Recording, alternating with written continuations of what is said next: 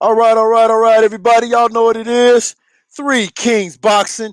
And we're not late. It's still technically Sunday. All right. We normally go live after the fights at midnight.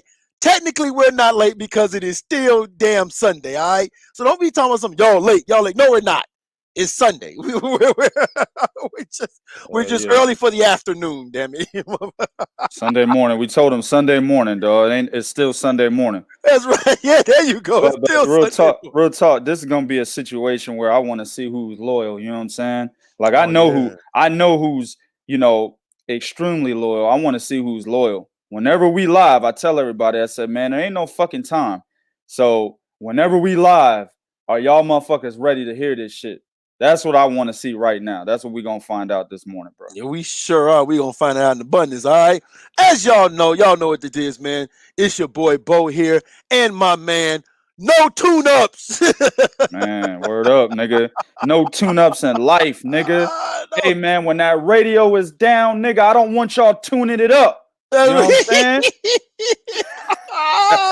If your muffler's backfiring, nigga, no tune-up. No tune-ups. Drive it like that, nigga. Like that, exactly. Boom, pop, pop. I don't care if it sounds like a gun's going off, nigga. No tune-up.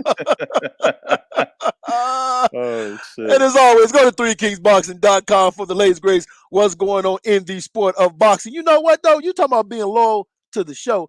I want to see how many of you niggas is loyal to what we do, because yesterday we put in fucking work.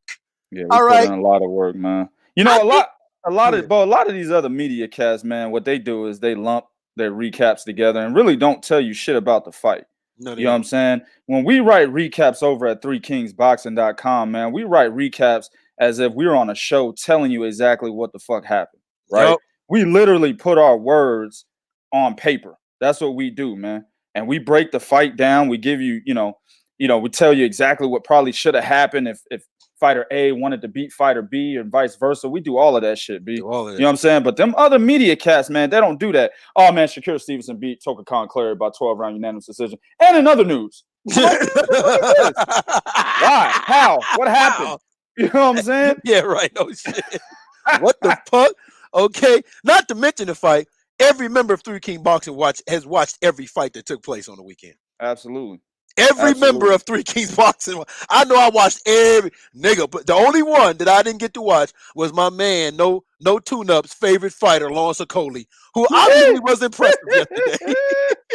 Hey, he was impressive for the first time in his career, bro. You know what I'm saying? And Lawrence is fucked up to say that, right? Because Lawrence Okoli got knockouts. But man, the nigga's so boring, dog. He could have that title as the most boring fighter in boxing, bro. He could have it. He can have that, bro. That's why the whole Krzysztof Glowacki fight, that's why that mattered. Because I wanted to see how he was going to fare against a guy that was going to bring pressure to him. Because Lawrence Okoli can't fight on the inside at all. No, he can't even fight at mid-range distance. He on the outside. You know what I'm saying? I wanted to see that shit, man. But you can't, dog. He can't fight at mid-range. He lost. Bro, if he gets within 5 feet of his opponent, he's lost. His arms can't get full extension on his reach. He lost, bro. He don't know where he at. You know what I'm saying? Right. Watch the Matty Askins fight from 2 years ago, bro, and you'll see why. Matty Askins was always inside his ass, hugging him and shit. He had no idea what to do. So, yeah, man, dog. But yeah, he had a good little performance. We'll see what happens when he fights for that vacant title, though. All right, man. So, if you guys watched what took place, good stuff going on over there at Matchroom in the Zone. Good stuff going on over on Showtime. But ESPN had a little hiccup. Well, preferably on one Timothy, sadly. Had a little hiccup, right? He had two slight hiccups, right? My man Prodigy, give us the fuckery, please. Oh, man, that's not the fuckery, bro. That's not the fuckery. The Timothy Bradley thing is different. I give y'all the fuckery, man. So here's the situation. Remember when I told y'all about Edgar Berlanga? Remember that? Remember when I told y'all about that shit, right? Another Jake Paul. Well, it's not even the whole Jake Paul situation, right? He did beat another Jake Paul on the undercard of Stevenson Clary, right? He did, right? The nigga beat another Jake Paul on the undercard of Stevenson versus Toka and Razor. You know what I'm saying? He did. You know, for you young niggas, y'all not gonna know what the fuck I just said. That's the Ninja Turtles Part 2, right. Secret of the Ooze, whatever. Anyway, it went over them niggas' heads, bro. They didn't get it, bro. They didn't get it. At the end of the day, though, remember when I told y'all he said that he paid? I just show y'all. Remember this? Remember I told y'all I was gonna come back to him. So on December 6th, Edgar Berlanga says that he pays $150 for his haircuts, right? Yeah. So he pays $150 for that? Bro, they robbing this nigga, man. The barber said, hey, nigga, if you want me to put a motherfucking line on the left side of your head, nigga, that's gonna cost you about $150. Right? Are you get the fuck out of here? Are you kidding me? That nigga paid $150 for that. For that? Nigga, that's a $2. Man, Edgar, bro. Come here, bro. This is why, bro. This is the situation, man. These boxers need PR people, man. Even for little shit like that. No, it wasn't a fake account, Votes UK. It's not a fake account. Look, I'll show you. It's not a fake account, bro. It's not. Edgar Berlanga, that's his account. He just ain't got the check mark. Go to Twitter and go check it out, man. He just ain't got the check mark. It's not a fake account. You know what I'm saying? I mean, that nigga ain't got no followers yet. Yeah, so how you paying $150 and you ain't got you blue check mark by your name? For that. For that. And you had people actually on there. You know what I'm saying? I'm a barber, and you know, a lot of niggas pay me about $300. You know what I'm saying, to cut their hair. It's all about time, you know. Boxers and shit, they always traveling, they all over the place, so they pay extra money. You know what I'm saying? You know what I'm saying? Because of the situation of, you know, they discrepancies when it comes to time and how much time they got. Feel me? No, nigga, I don't.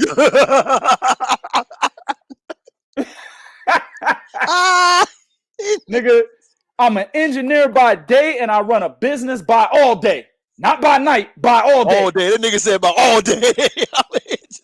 You know what I'm saying? I'll say it again. I'm an engineer by day and I run a business by all day. Yep. I don't and a never father got and time. Husband by all year. Right. 365 and that one fucking quarter. Exactly. I don't have time. I never had time, bro. But you still don't see 2K spending $150 for a barber's private time to come chop a nigga wig. Fuck that. You know what I'm saying?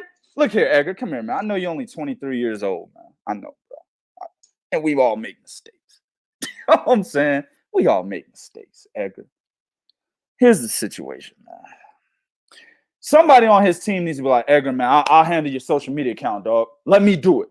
Either that or Edgar, before you say anything, run that by me, family. Run it by me, family. Because what I would have told you was, hey, bro, if you told these niggas on December 6th and you fighting on December 12th that you pay $150 for a haircut, nigga, we need to get you chopped. You know what I'm saying? I'm going to take you to the best barber in Brooklyn, fam. And we going to get, nigga, I know you ain't got the $150. I'll take care of it, family. I'll take care of it. Just make sure you remember me when you become that nigga. You know what I'm saying? Exactly. I'll do the $150. I'll take care of it, dog. But we going to make sure you getting chopped. We just ain't going to have no motherfucking curve on the left side of your head. No. We going to have imprints of your entire family on the back of your head, nigga. $150. You know what I'm saying? We're going to have a mural on the back of your motherfucking head, dog. That's what they better do to my shit if I pay $150, bro. Let me tell you something, bro. If I pay $150, I better get 7 free $20 worth lap dances, bro.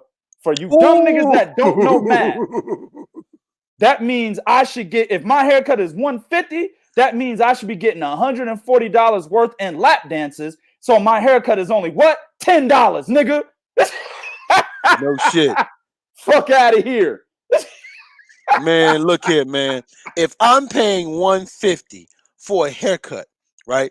I better have my own personalized parking, right? I better have a chair with the crown on the motherfucking top. I better have a silk thing put around me to cut my hair and a bitch to suck my dick while I'm sitting there getting my hair cut, nigga.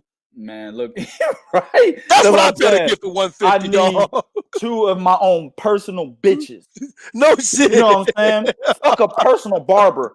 I need a personal fucking Maria and a personal Jillian or whatever the fuck, nigga. It don't matter. I just need 2 personals for 150.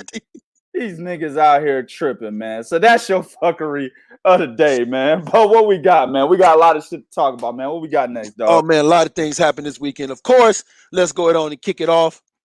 I don't even know where to start, man, but I'll start with this right here. Anthony Joshua, like my man Prodigy said. Now I said between 6 and 8. My man Prodigy was exact. Like I try to leave myself that wiggle room. No, Prodigy was exact. Round 9, nigga. Round 9. Round 9. Round 9. Exact. You know what I'm saying? Exact. You know what I'm saying? Look, I'm gonna tell you. It just made sense to me, dog, because you actually did your breakdown better than mine, though, because you said that Kubrat Pulev was basically Joshua was going to wait Kubrat Pulev out, right? And then towards the middle rounds, that's when he was going to take care of business. Your breakdown was actually better than mine, right? But then I put the icing on top of it when I said, yeah, basically he's going to get knocked out in the 9th round, right? Right. Now, what me and you didn't see, Bo, is that AJ said, you know what, fuck it, man, I'm about to put the pressure on this nigga by round 3. We didn't see that. No. We didn't see that. Now, that's unusual for him. Yeah. Well, I mean, let me say this. I don't think it's unusual for him, but the last amount of data that we got on Anthony Joshua, he wasn't fighting like that, right? Because he got knocked out in the fight before that. You see what I'm saying? So he was playing the outside the whole fight. We thought that he was going to play it safe because if he plays the outside the entire fight, he was going to beat Kubrat Pulev with ease. He could have easily just went to a unanimous points decision, or he could have knocked him out, right? That's exactly what I said in my breakdown. He could either make it a fight and whoop his ass, or just basically easy, just stay on the outside and just beat this nigga up. It'd be a boring fight, right? The fans wouldn't like it. He wouldn't get a lot of publicity that he's getting right now, or at least let me say praise that he's getting right now if he would have fought Kubrat Pulev the same way he fought Andy Ruiz in the rematch. And that's why I said he might need to make it a fight and try to knock this dude out just so he can get some praise and more positive publicity, right? But at the end of the day, family, at the end of the day, right? This motherfucker said, man, fuck this motherfucker over there with this robotic ass upright European back straight Eddie Hearn squeezing your ass cheeks ass stance, nigga. I'm about to knock this nigga the fuck out. And that's what he did almost in the 3rd round. Sure did. He got, man, it was nice too, man. Let me tell y'all something, man. A lot of niggas that hate on Anthony Joshua. When I shared the article, and shout out to my man Ronald Finkley, he put $2 on it. He said, chop, chop, like DeMarcus Corley in this bitch. Early 3 Kings. My man, word up. But listen, man, a lot of niggas be hating on Anthony Joshua. I don't understand what the hate is about. Is it an American UK thing? I don't get it. I think it goes beyond that. I think it goes beyond that too. You're right. But for me, I don't give a fuck. If a nigga did good, he did good. I'm going to say he did good. If a nigga did bad, I'm going to say he did bad. Right? Like Edgar Berlanga paying $150 for a motherfucking curvature on the left side of his head. That's doing bad. You know what I'm saying? That's doing bad, dog. Right? So at the end of the day, AJ did a good fucking job. This nigga slipped the shit out of Kubrat Pulev's jab, dog. He slipped that motherfucker and came right over the top with a well-timed overhand right. That was the first time Kubrat Pulev was doing the stanky leg in the ring. That was the first time. The nigga hit him so hard, Kubrat Pulev turned his motherfucking back to him. Hey, hold on, nigga, time out. Time out. Wait a minute. Wait. God damn it. Shit, give me. Hold on. Shit. I think I dropped something. Yeah. That nigga got hit. Turned around and said, hold on, nigga, I think my shoes are untied. Let me get this shit real quick. Y'all niggas didn't double knock my shit. You know what I'm saying? That's how hard he hit that nigga, bro. And then he pushed him up against the ropes. Now, here was a situation where it got a little hairy for Anthony Joshua because he did the same thing against Andy Ruiz, right? He applied pressure after he hurt him and ended up getting caught with a left hook to the temple in the process. But see, Kubrat Pulev's not the same type of fighter. right? Kubrat Pulev is like, yo, shit, nigga, I need to shell up, nigga. This nigga fucked me up. Gotta shell up, right? And that's what he was doing. Pushed him to the ropes, landed that signature uppercut, the same one that hurt Vladimir Klitschko and knocked him out ultimately, right? Hit him with that bitch. And then this nigga turned his back again. Hold on, nigga. Goddamn, nigga. Shit. Too much. My phone. I dropped that motherfucker. I dropped that motherfucker. Like shit. My man Arum said exactly. He dropped his phone. My corner's talking to me. Wait a minute. Shit. Hey, hold on, nigga. Time out. Nigga, I need to get some more instructions. Niggas didn't say this was gonna happen.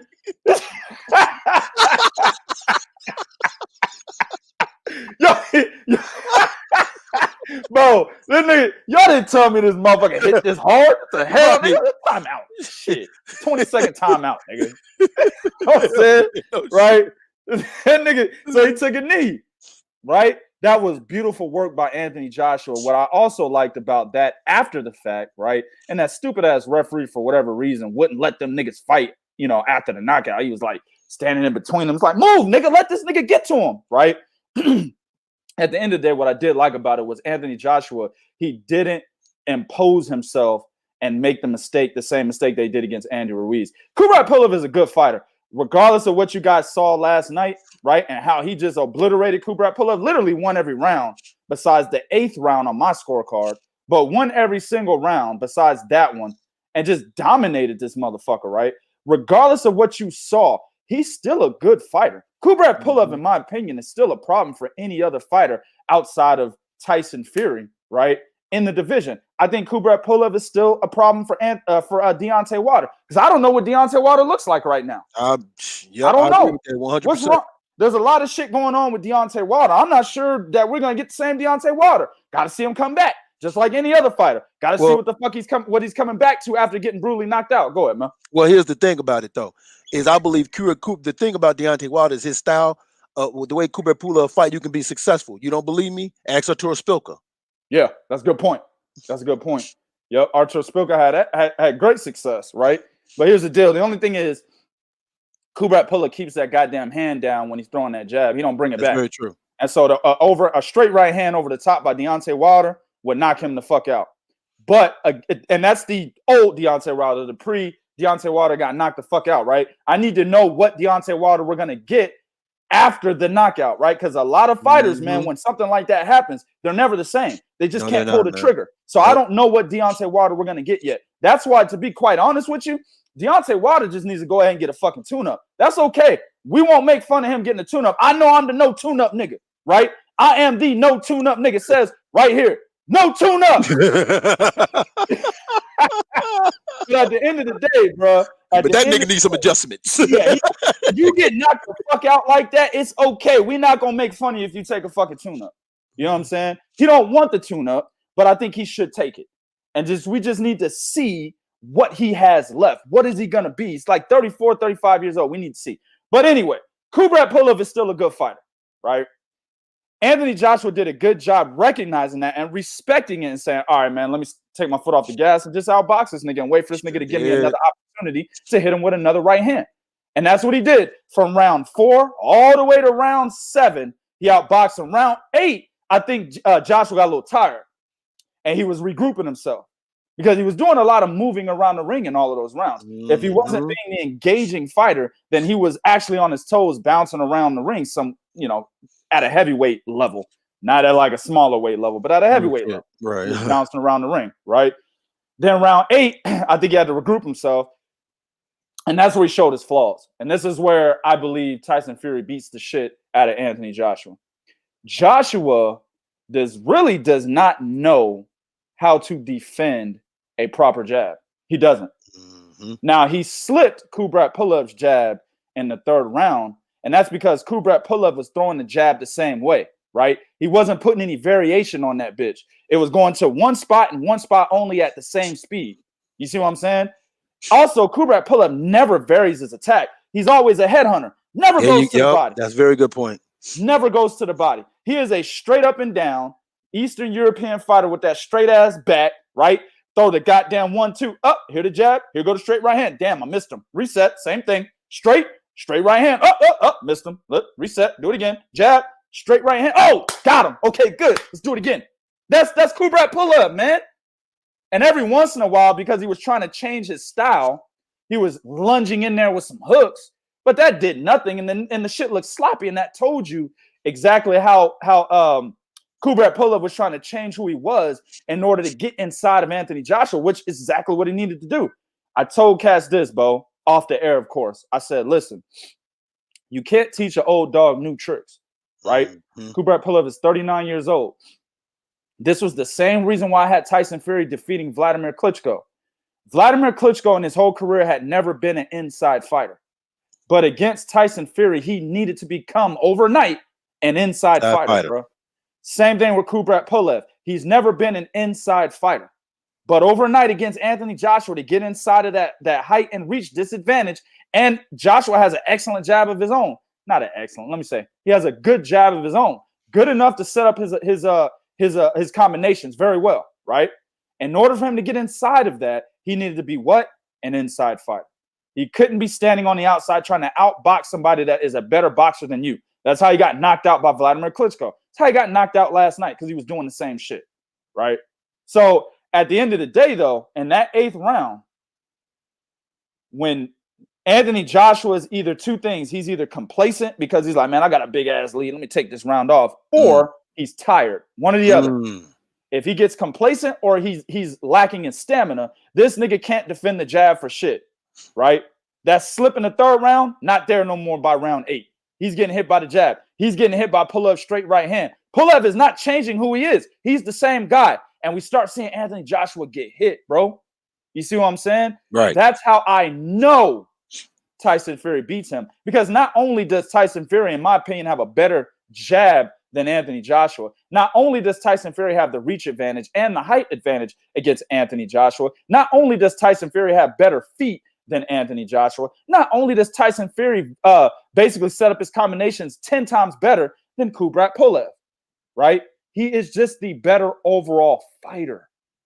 And if Joshua can't knock Tyson Fury out early, which he will not, oh man, it's a rout.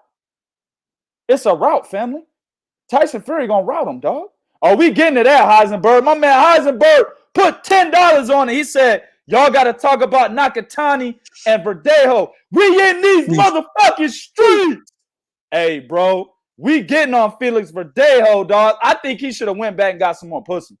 I think they took the pussy from him. And the nigga really, he didn't have the resilience to be able to handle a jab, bro. That's what happened. He need to go back and get that. That's ultimately what happened, dog. But anyway, Tyson Fury, given that 8th round, if you watch the Kubrat Pulev fight, everybody go back. If you got a DVR, run that shit back. Go on YouTube and watch it wherever you can get it. If you got DAZN, they're going to have to play back on DAZN. Watch that 8th round.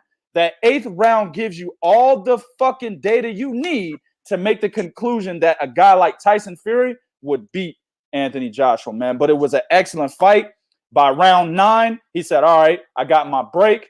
Or, I'm ready to go back at this nigga again like I did in round 3. He did the same thing. Motherfucker landed 4 uppercuts in a row on the inside, right? And then when that 5th one came a little bit later, that was the end of Kubrat Pulev. That uppercut did it. The right hand put him to sleep. The uppercut put him on Queer Street, man. Excellent performance by Anthony Joshua. Tyson Fury is the only fight I want to see right now, man. What you got, Bo? All right, man. So, listen, this is why I tell y'all pay attention to this, right? Now, y'all probably listen like, damn, 2K broke it down, gave it to him fire. What can Bo come with? Well, there's always something to come with when always something. There's always something to come with, right? The thing that I got out of the Anthony Joshua fight is he still gets a little bit eager and overzealous and a little wild when he has you hurt. He was throwing a lot of hooks. He threw like 3 or 4 hooks before he threw the uppercut when Kubrat Pulev was on the ropes. The difference in this time in Andy Ruiz was he was keeping his distance while he was doing it. But he's still a little bit too upright for me when he's doing that, right? That's why Andy Ruiz caught him, because he's upright. But he stayed a little bit back off him this time. They hit him with the uppercut. Also, another thing that I saw that Anthony Joshua is going to have to work on, right? I think you're right about him getting tired because he was doing a lot more movement. Anthony Joshua was doing feints, moving his hand. He was virtually using his whole body to kind of throw Kubrat Pulev off balance with the feints, with the little movement, little subtle things, little subtle things that you have to learn and evolve as a fighter if you want to show different wrinkles of your game, right? He was able to get away with the Kubrat Pulev. Why? Because by Joshua being the bigger man and the taller man with the longer reach, he was comfortable in his ability to do that. So he was using it against Kubrat Pulev. He was keeping the Kubrat Pulev off balance. Even when he was tired, like you say in the 8th round, he was still doing those little subtle things to try to keep Kubrat Pulev off balance. Anthony Joshua also figured and learned, hey man, going forward in these fights, I have to do more boxing than more trying to get inside and throwing hooks. Now, I'm mentioning the hooks and uppercuts because this is going to be key when I go into why I feel Tyson Fury beats him. Anthony Joshua, when he hits you with them hooks and hits you with uppercuts, that motherfucker for 6'6" get all the leverage you can. He's throwing them bitches like a nigga 5'10" when he's throwing the motherfucking hooks and them goddamn uppercuts, right? He remind me of Tyson. Remember how Tyson would touch the canvas and shit like Exactly. touching the canvas and shit. He's getting a lot of leverage and velocity without actually dipping down as low as he used to before. Have to dip down a little lower and he would telegraph it. Now he doesn't have to do that, right? So that's something that he's building off of. When you look at what he did to Kubrat Pulev, you can definitely see the major improvement in Anthony Joshua. What I saw was a dude that realized the success he had against Andy Ruiz, he has to build up off of that, right? My man, Big Shock the God, put $5 on it. He said AJ should have been shooting that uppercut to the body. Hey, bro, you know what? That's a good point. That's a very good point. But let me say this. He didn't have to. He don't have to. Not against Kubrat Pulev. Why? Because Pulev is open up top. Yep. One thing, and my bad, bro. Let me say this real quick. Keep where you at in your dissertation, my nigga. Let me just say this real quick. One thing I hate about Kubrat Pulev, dog, is that when he's standing there and he's trying to figure you out, he don't have his hands close to his face. He has his hands out there like he's a Muay Thai fighter or some shit. That's how he's standing, bro. So you can easily shoot right down the fucking middle on this guy, right? So when he's on the inside, Kubrat Pulev doesn't know what to do on the inside. He's completely lost. He is a 0% inside fighter. So he's wide open on the inside, right up the middle as well. So you can literally come from the outside with an uppercut on Kubrat Pulev and land that bitch. That's what Anthony Joshua did. Or you could get him on the inside and land that motherfucker at will. That's why he landed 4 of them in a row to the head, bro. Before Kubrat Pulev finally put his goddamn elbows together and tried to block the 5th one, right? You're right. He could have done that. But he didn't need to. Kubrat was allowing him to do it to his head, man. Go ahead, Bo. All right. So one more thing that I want y'all to pay. This one is very, very important. What I saw Anthony Joshua doing was, it's kind of like what Derek James teaches his fighters to do. Don't hit where the target is. Hit where the target would be. When he was throwing that jab, he changed the variation of his right hand. It wasn't a straight. It was slightly off tilted. And he would throw the jab because, if I hit this dude with the jab, what's the first thing every fighter get hit with the jab do? They lean back to move where? To dip to their left. So he would hit him with that jab, and he put that variation on him, pow! And he caught that motherfucker on that chin. Yes, sir. Yes, sir. Exactly, bro. Right? So Anthony Joshua was showing a level of ring IQ and a different level of skill set that we hadn't seen that's good, that I like seeing going into the Tyson fight. But here's why Tyson Fury beats him. Everything Anthony Joshua does lead up to the knockout, or his ability to get you out, is predicated off of the hooks and the uppercuts. You're not going to get that against Tyson Fury because why?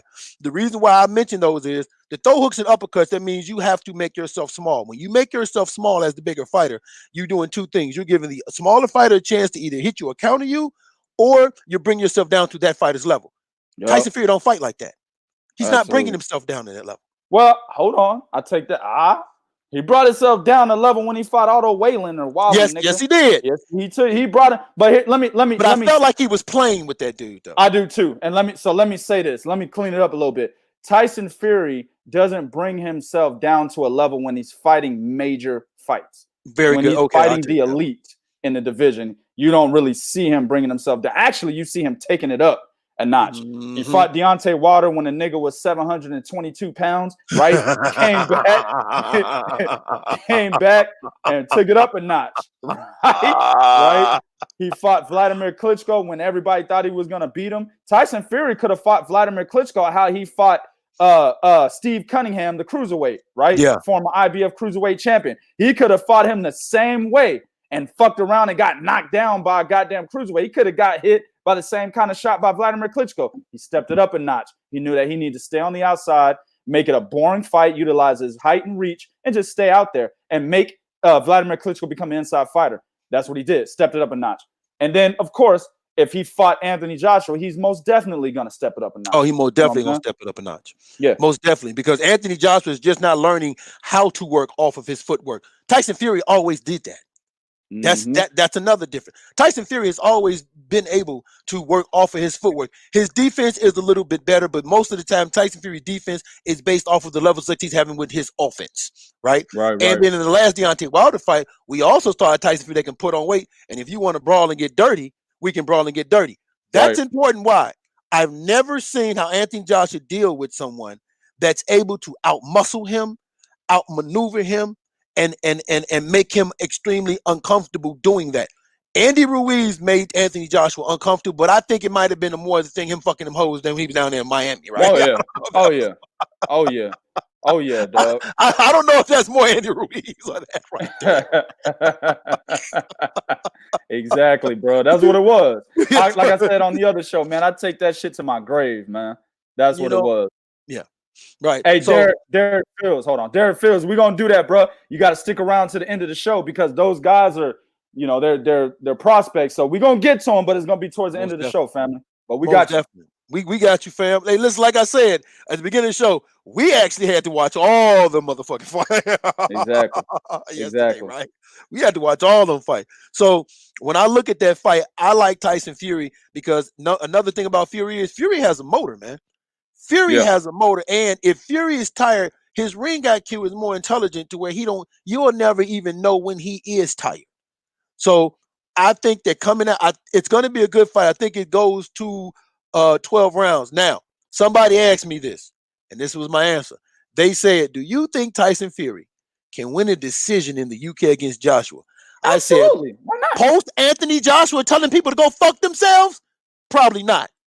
I mean, pre-Anthony Joshua telling niggas to go fuck themselves? Probably not. Post-Anthony Joshua telling them to go fuck themselves? Oh, yeah, baby. Most definitely. Hey, look, man. Shout out to my man, Lawrence Williams, the guru. He said 3KB EJ Bo, salute. Appreciate you, big dog. And you the guru, man. You always going to be that. You know that, family. Hey, man, let me tell you something, man. I think he wins a decision in the UK Joshua telling people to go fuck themselves. Ooh. Let me tell you something, man. The UK, right? The UK does have some questionable ass decisions. If you guys watch the DAZN card, right?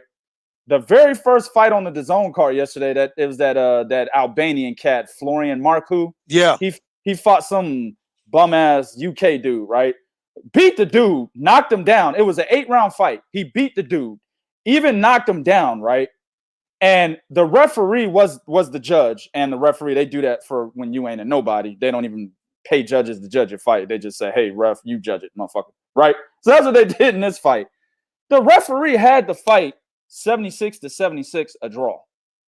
Now, I submit, if you knock a motherfucker down in an 8-round fight, right, that means the person that got knocked down in order to draw with you had to have won more rounds and possibly recouped that 10-8 round that you got. Somehow, somewhere after that knockdown, they recouped that missing point. You see what I'm saying? That's the only way you can get a draw. This guy got knocked down and then proceeded to lose other rounds after that, right? Florian Marku won more rounds than this dude. And the judge and / referee still had a 76-76. So the UK do be having some fucked up shit going on over there.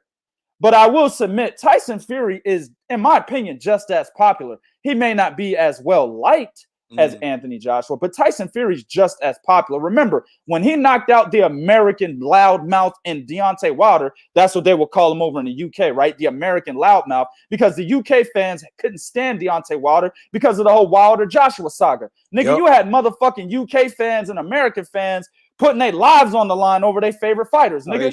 You know what I'm saying? Nigga, I'll go to the UK and fight you in a pub in front of a bunch of other UK niggas. Huh? Right, no shit. In the UK, nigga, I'll go to America, nigga. I'll go to the hood in motherfucking Brooklyn or over there in South Dallas somewhere, nigga, and fight you in front of all your black Deontay Wilder fans. You would? You would? Really?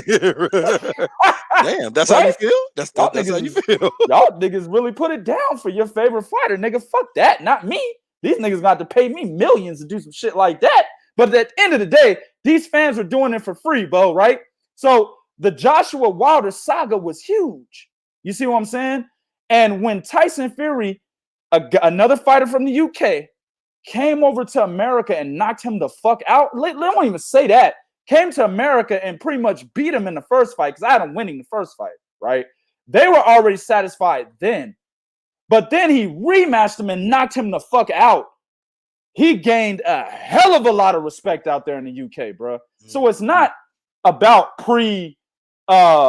Joshua telling people to go fuck themselves. It's about pre-Tyson Fury beating Deontay Wilder or post-Tyson Fury beating Deontay Wilder. That's what it's really about. And given that he did that to the American loudmouth, bro, oh, man, this is an even fight on the judges' scorecards. Ain't nobody, or I'm saying in terms of before they start scoring and the fight actually happens, it's even. You're not paying no judge to go against Tyson Fury. You're not paying no judge to go against Anthony Joshua, in my opinion. It'll be an even 50-50 looked at fight, and basically the best man going to win. That's why I want to see it, bro. I definitely want to see it because you're right about that.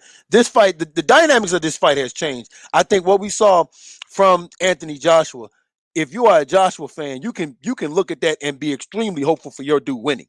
You can definitely look at that and be extremely hopeful for your dude winning. Now, and another thing. If they fight early 2021, maybe March, April, then you can also make the case that, to me, the advantage just might be Tyson Fury because he's well rested. But maybe he's too well rested because he hasn't fought since February. Right. So maybe he's too well rested, right?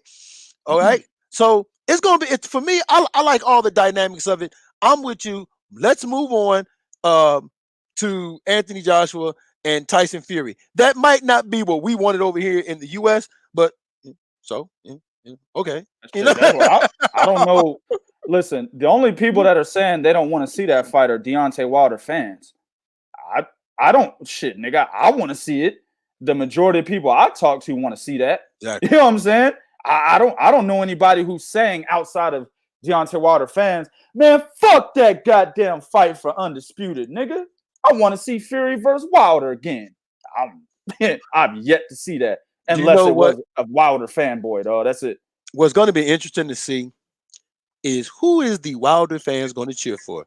Is it the motherfucker that beat your self-proclaimed king? Notice Y-O-U-R, your self-proclaimed king, or the motherfucker in Anthony Joshua, A Juicy J as y'all like to call him, who, according to you guys, was scared of fighting Deontay Wilder.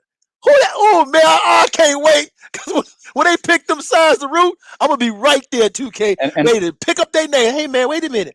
I remember your comments, nigga. What did you do? and that's why you shouldn't be rooting for fighters, man. You should be rooting for the sport. That's why. Because niggas is gonna make you pay for your transgressions, man. Niggas is gonna remember, and then they gonna pull that shit out their ass. Hey, nigga, remember this? You're like, damn, nigga, you filed that away? I sure did. Yep. I filed it away, nigga. I sure did, bro. You know what I'm saying? I filed that motherfucker away. Yes, I did. Yes, I did. So yeah, dog. Like at the end, that's why you got to root for boxing, man. Because you're putting yourself in a pickle, as white people would say. You're in a pickle. You know what I'm saying? God damn it! This is a tight situation we're in. Fuck, you don't know. Susan. Right. You don't know who you're gonna root for, man. So at the end of the day, I don't give a fuck. I don't have a dog in anybody's race, man. I just want to see an undisputed champion. Anytime we get an opportunity to see an undisputed champion, I'm good. Undisputed is the highest level. That means you are the fucking champion. Not that shit Brian Kenny was talking about on the zone, talking about lineal champion's the best. No, it's not. Because anybody can be lineal champion, man. Shit. What's that boy name? Nate Campbell was lineal champion at lightweight. No disrespect to Nate Campbell, but Nate Campbell was not the best fighter at lightweight at that time. He had just beat Juan Diaz. That's it. So he was Stevens. Yeah, Adonis Stevenson was not the best fighter at light heavyweight. Sergey Kovalev was clearly better than him. Obviously, Oleksandr Gvozdyk was clearly better than him, right? But he had just beaten Chad Dawson, who had went down to 168 and decided to take Adonis Stevenson as his first fight back at 175, man.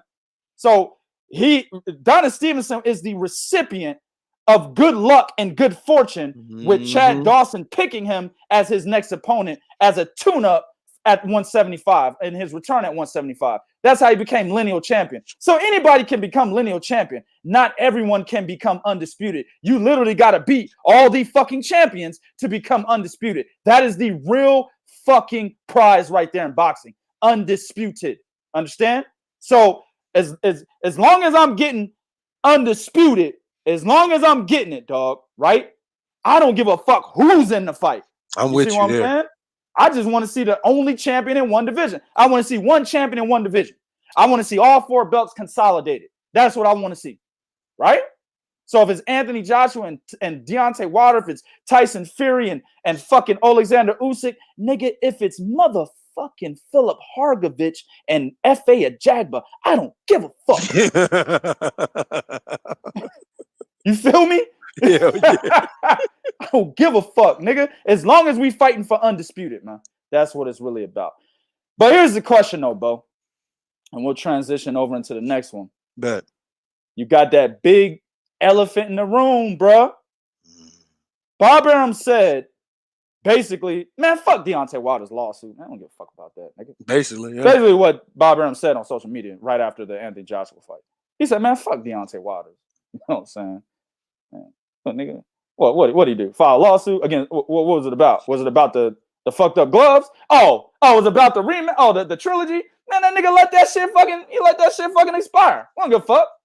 I thought the lawsuit was about all this shit where he's talking about Tyson Fury's gloves were loaded and all the YouTube videos out there talking about Tyson Fury cheated and he had his fist in the wrist area of his gloves. We probably would have lost that one. But that's not the one that he's actually setting a lawsuit for. Nope. He's setting the lawsuit because his stupid ass let the fucking clause expire. We don't give a shit. We're looking at Tyson Fury now. That's exactly what Bob Arum said. Anthony Joshua. I'm sorry, Anthony Joshua. Tyson. That's what he said. 2K translated, right? But here's the deal. There is a lawsuit. But I'm wondering how far it goes because he did let that the clause in the contract expire, right? Mm-hmm. So I think Bob Arum is like, it doesn't really matter what Deontay Wilder says. We're bound by a contract. We're negotiating with Anthony Joshua now. To be quite honest with you, that's the fight I want to see. But there's that elephant in the room. Then there's another big ass elephant in the room on the opposite side. You got the WBO possibly mandating Oleksandr Usyk, right? And Anthony Joshua said, hey, if they mandate Usyk, I'm fighting him because I don't want to drop my belt. I want to be undisputed heavyweight champion, right? So Anthony Joshua already said, I'm fighting Usyk if they mandate Usyk, right? Right. Here's the kicker. Usyk, after he beat Derek Chisora, he said himself, I'm not really ready for an Anthony Joshua fight yet. I need to get more acclimated with the division. 2K translated, of course, right? That's what he said. I need to get more acclimated with the division. I'm not ready for an Anthony Joshua fight yet. I could take maybe 1 or 2 more fights. Then after that, I'll be ready for the Anthony Joshua fight. So good news there. Oleksandr Usyk's like, shit, basically in a nutshell, I'll step aside because I'm not ready, right? But money talks. You see what I'm saying? If the WBO comes out and says, hey, we're mandating this fight right now. Joshua already said, I'm not going to drop the belt because I want to be undisputed, right?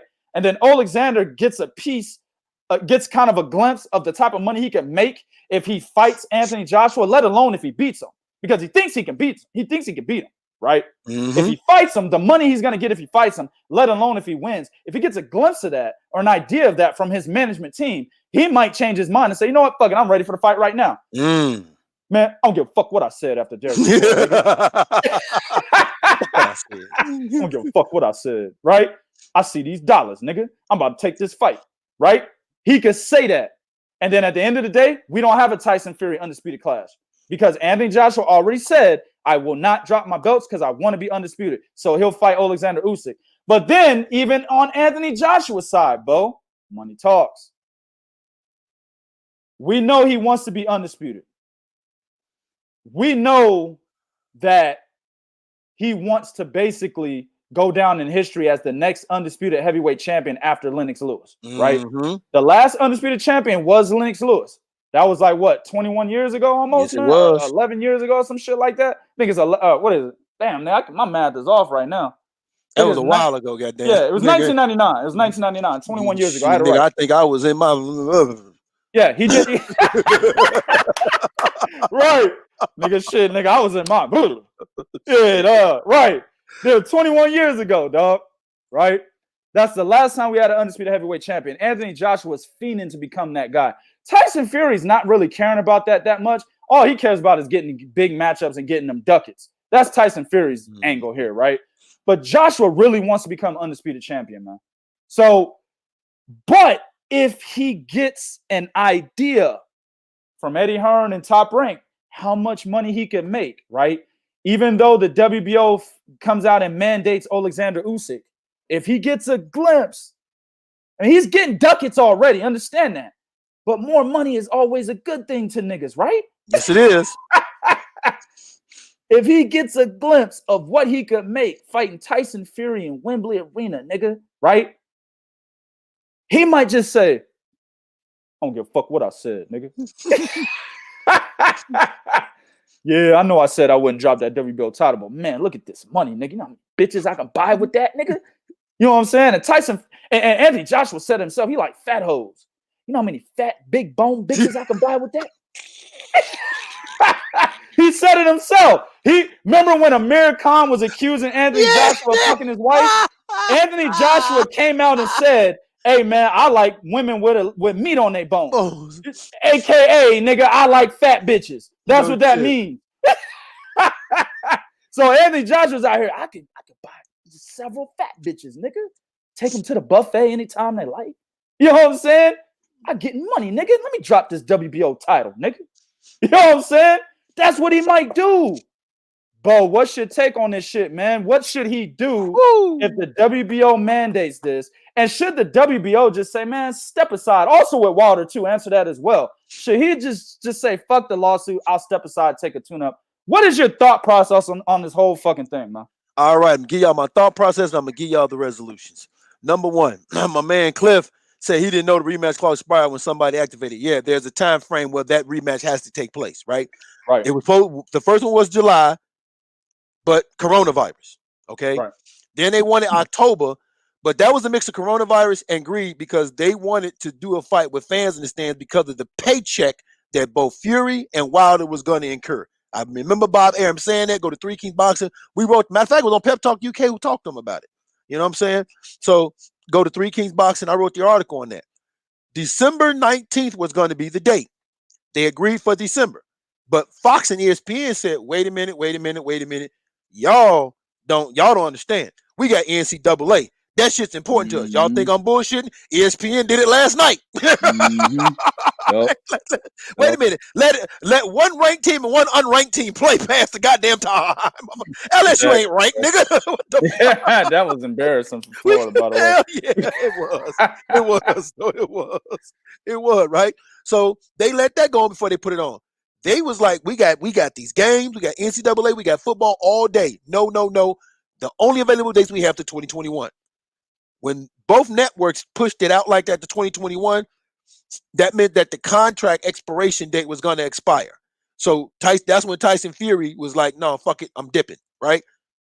Now Joshua, because what actually happened is when Tyson Fury fight, December 5th fight got canceled because UK went on a lockdown, which I remember hearing them. I'm like, I don't know how this nigga gonna have this fight. These motherfuckers on this lockdown. But okay, when they went on that lockdown, his fight got canceled. That's what opened up. They say, hey, wait a minute. That motherfucker could have fought me in January. When y'all had them dates available, that motherfucker could have fought me. That's what Wilder and them is doing. Now, here's the thing. Tyson Fury and them can still get away with not immediately fight Anthony Joshua, but it would take the WBC to step in. Right. If the WBC steps in and says, okay, listen here. We're gonna mandate you, Deontay Wilder, for that. So whoever wins, you got first dibs. You immediately got first motherfucking dibs. We're gonna mandate that. You will immediately have first motherfucking dibs. Okay? Mm-hmm. So you're mandatory, which means you have your mandatory have to be fulfilled within a year. But if the winner decides to fight after that, you are the next dude we're gonna let fight for our fucking belt. The WBC can step in and do that. Deontay Wilder may breathe a little easy. He might ease back. Now, of course, he's from Alabama. So, you know what I'm saying? He might go up in there and start twerking in front of Mauricio Solomon to get a little bit, you know. he might go in he might go in there and twerk in front of Mauricio Solomon, you know what I'm saying, to get a little bit of whatever he can. So that's one way it can end. Now, even if a third-party mediator does go along with Deontay Wilder, Tyson Fury still doesn't have to fight him. He may have to wind up paying this motherfucker some type of financial compensation Right. for his loss. See what I'm saying? Right. So that still doesn't mean he's obligated to fight this nigga. He could just say, all right, man, what do you think you would have made on that fight? Here, motherfucker. Now, going back to your goddamn business. Fuck out of here. Grown folks talking, nigga. Fuck out of here. Now, that's exactly what he can do on the Wilder front. Right. Now, when it comes to Oleksandr Usyk, the one key thing that's working in their favor with Usyk is the fact that Eddie Hearn controls Usyk. So Eddie Hearns can look at Usyk. He can say, "Look, come here, mate. Come here. Yeah. Let me talk. You know, son him a little bit. Put his arm around him. Listen. I gave you Derek Chisora, and you got a nice payday, Mike. Right? Okay. So I let me do this for you. You already said that you're not ready. So how much you think you would have made on that fight, mate? 10, 15 million? Right. Okay, I'll tell you what. Your next fight, mate, I'll let you fight on the undercard. You get 7 million. Everyone's happy. You're next in line. You're ringside for the fight, mate. There you go. Absolutely. No problem. Here's a bonus too, mate. You don't give him the bonus. You don't give him the bonus too. Exactly. Right. You know, and he said, "Oh yeah, and by the way, mate, I'll even put you in my suite after the fight where all my bitches are." All them skinny, no ass white hoes. Right. Yep. Right. Even put you in there. Okay. Straight up and down Reese Witherspoon bitches. Yeah, them. You sure do. You got that. Now, the only problem with this could be is if Oleksandr Usyk look at Eddie Hearn and say, no, fuck that, man. I can get all that with the titles, nigga. Give me that motherfucking belt. Right? That's when I believe the public opinion and the WBO is going to step in. The WBO is going to step in and say, hold on, wait a minute. We mandated that, but we didn't order that shit, you know. Hold on a second. Hold on a goddamn second. Who the hell did that? Hey, get rid of that motherfucker. Get rid of him. Right? Or the WBO could pull the WBC. Well, Joshua is our super champion. And we can make Joshua the super champion. And you know, the super champion, you know how that goes. You know, like, do I really need to explain this to y'all? Yeah, right. So at the end, for me, I think that all things are going to be pushed aside. All things are going to be figured out. Because one thing about Bob Arum's, okay, and this is what y'all have to understand. Bob ain't putting that statement out if he don't know that's a fight that he's going to make. Bob ain't saying that unless he know. This is Bob. Bob put personal tweet. He put that statement out. Bob ain't doing that unless he know, hey man, that fight is going to be made. Right. That's the one thing. Y'all got to understand something about, hey, listen, 84-year-old Bob, listen, motherfuckers talk about Don King. And Don King had his period where he might have been fucking over motherfuckers. Bob has been doing it on a high level for 84 years, my nigga. Yep, exactly, bro. His whole career, he's been goddamn it fucking over motherfuckers at a high level. Sure has. For a very long goddamn time. He's already been figured out the moving parts. He's already has the bags ready in his car to be dropped off at these niggas' offices, okay? He already got it all worked out. That fight's happening. Under any circumstances, understand that fight is motherfucking happening. So that's why I'm not really concerned about it, worried about it. I think, yeah, you're going to have people try to rev their heads up. Deontay Wilder, unfortunately, though, and like Bob said, Bob actually have sympathy for Wilder, but not enough to pass up that big bag of fucking money. Yeah, right. And here's something, because I read a comment somebody said, well, there's still money in the Wilder fight. Because of the way Deontay Wilder got beat in that second fight, there's no amount of money that's equivalent to Anthony Joshua and Tyson Fury in the fucking UK. It's nowhere near where that amount of money would be. Because I'll guarantee you that but when that fight happening, it's not going to be what we saw when he fought Pulev. No. Oh no, we can have full capacity at Wembley now. Right. Full capacity at Wembley now. Exactly. Full capacity, motherfucker, at Wembley now. Goddamn.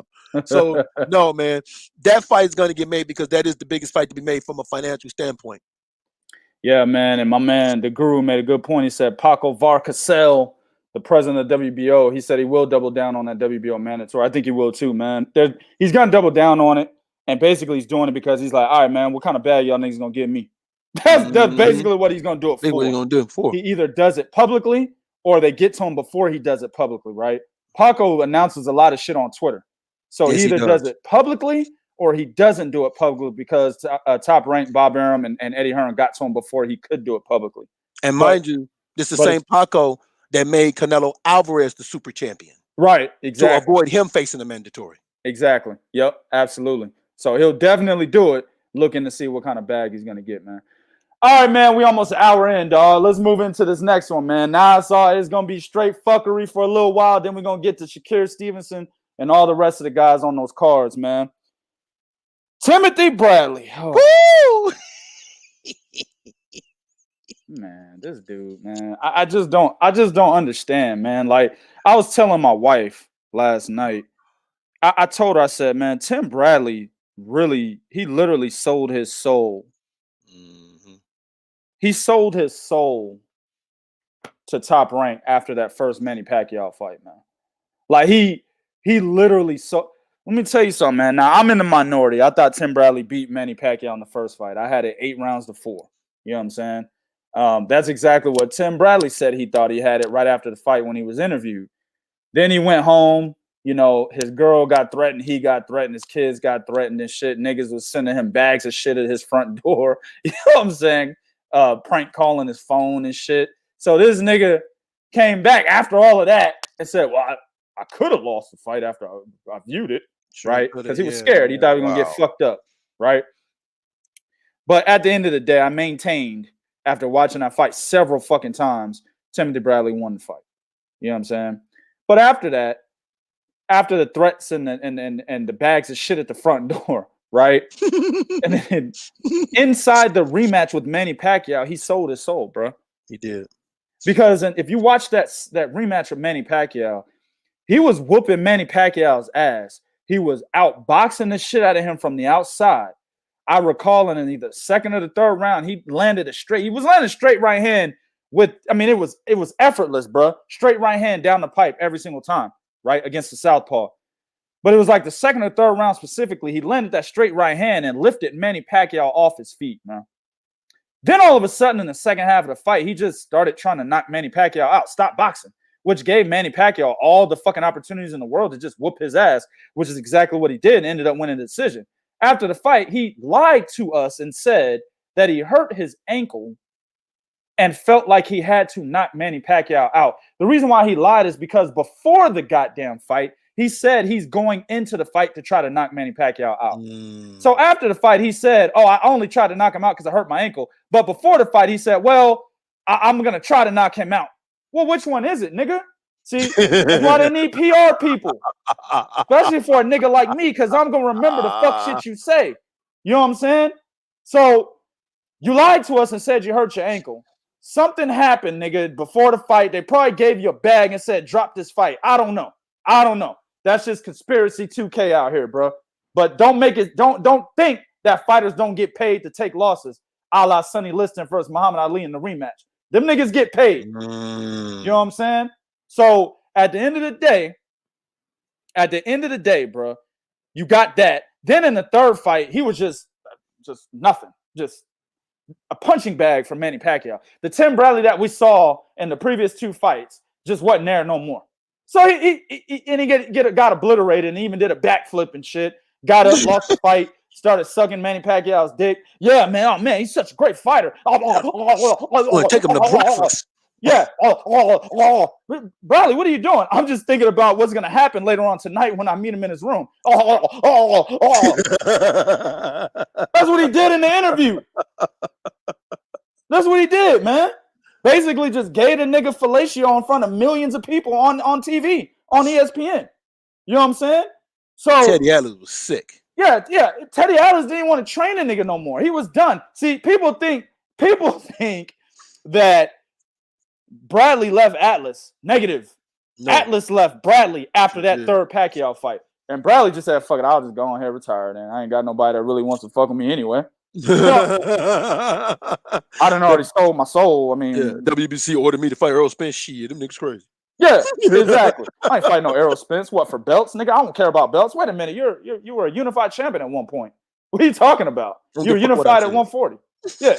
Wait a minute. What are you talking about? You're a 2-division champion, unified in 1 division. What the fuck are you talking about? Now, all of a sudden, you mention Errol Spence. You don't care about belts. But I digress, right? So Manny Pacquiao sold his soul to Top Rank. When we heard about, I'm sorry, not Manny Pacquiao, Tim Bradley. When we heard about Tim Bradley getting a job with Top Rank as a commentator, nobody was surprised. Everybody was like, oh, yeah, sure. Yeah. I mean, he sold his soul a long-ass time ago. We already knew Top Rank was going to employ this nigga, right? Yeah.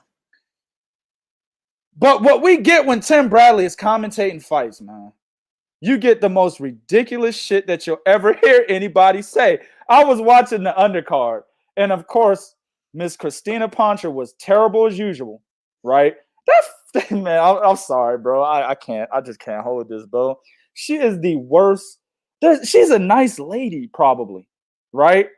We seen her and shit at fights, and she's spoken and shit. She's nice, okay? Yes, she is. But goddamn, bro, you got to critique people as they are. It is what it is, man. If you're not good at something, you're just not good. It doesn't matter how nice of a person you are. Christina Poncher is a terrible fucking analyst, man. And it was boring. And then you had boring-ass Manny Robles sitting next to her. So it was a completely boring-ass undercard. I was sitting there drooling. I was awake, but I was drooling. That's how bad it was. My eyes were open, Bo, and I was looking at the television, nigga, but I felt some wetness roll down my chin. I was like, oh, shit, nigga. The niggas.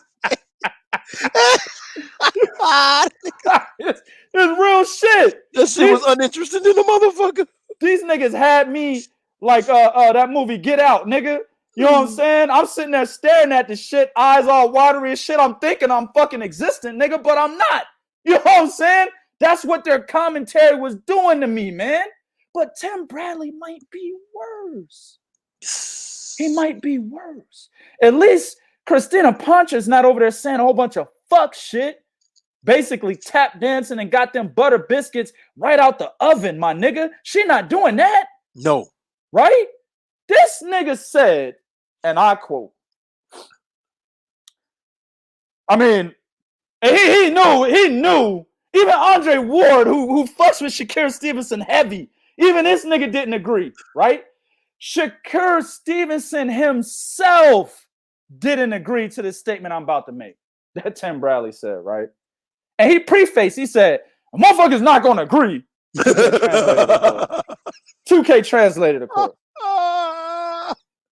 Motherfuckers is not going to agree. You know what I'm saying? However, I got Shakur Stevenson as pound for pound king on my list. He on my pound for pound list. Hey, it's my list. I don't care what you say.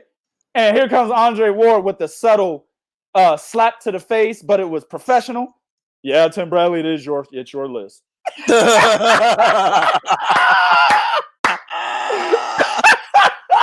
Yeah, Tim Bradley, it's your list, sir. It's Absolutely. your list. And this is a guy that fucks with Stevenson heavy, where he should have 100% bias towards Shakur Stevenson. Even Andre Ward understands that the only people Shakur Stevenson has beaten on his resume, his best 2 fights, are fucking Yoet Gonzalez and Christopher Pitufo Diaz. Nigga, that's it. Shakur Stevenson himself, as admitted by Tim Bradley when he was explaining this fucking farce, right? He said, you know, Shakur Stevenson even came and told me and said, hey, man, don't put me on that list. Even the fucking fighter said, no, it's bullshit. But what the fuck is wrong with Tim Bradley, man? Let me just say this before you go, dog. I want to tell you guys something real quick. And niggas is going to hit the unsubscribe button, right? They're going to do it right now, bro. If you don't know all 17 divisions, 2K, don't give a fuck about who you got pound for pound. I don't care. If you don't know 105, 108, 112, 118, 122, 126, right? 130, 135, 140, 147, right? 154, 160, 168, 175, cruiserweight, and fucking heavyweight. If you don't know every one of those fucking divisions, right? And all of the top fighters in each one of those divisions, and you come up with a pound for pound list, don't send it to me. I'm not interested. Because there is a bunch of fucking fighters that you have to consider, right? That are in the smaller weight divisions. Kosei Tanaka. Yup. Right? Kayaguchi. Ioka. Right? Casemiro, if you want to put him on a pound for pound list. I doubt it. But if you want Noye, right? There's a bunch of fighters, bro, that you have to consider. Right? I already mentioned him. That you have to consider. Estrada. Juan Francisco Estrada, right? Roman Gonzalez. There's a bunch of fighters you have to consider when making a pound for pound list that are in divisions lower than 147. You know what I'm saying? So if you don't know all 17 divisions and you create a pound for pound list and you on Facebook and you got my name, you know what I'm saying? You clicked on my name and shit on Messenger and you about to send me this fucking pound for pound list, keep it, nigga. I don't want to see it.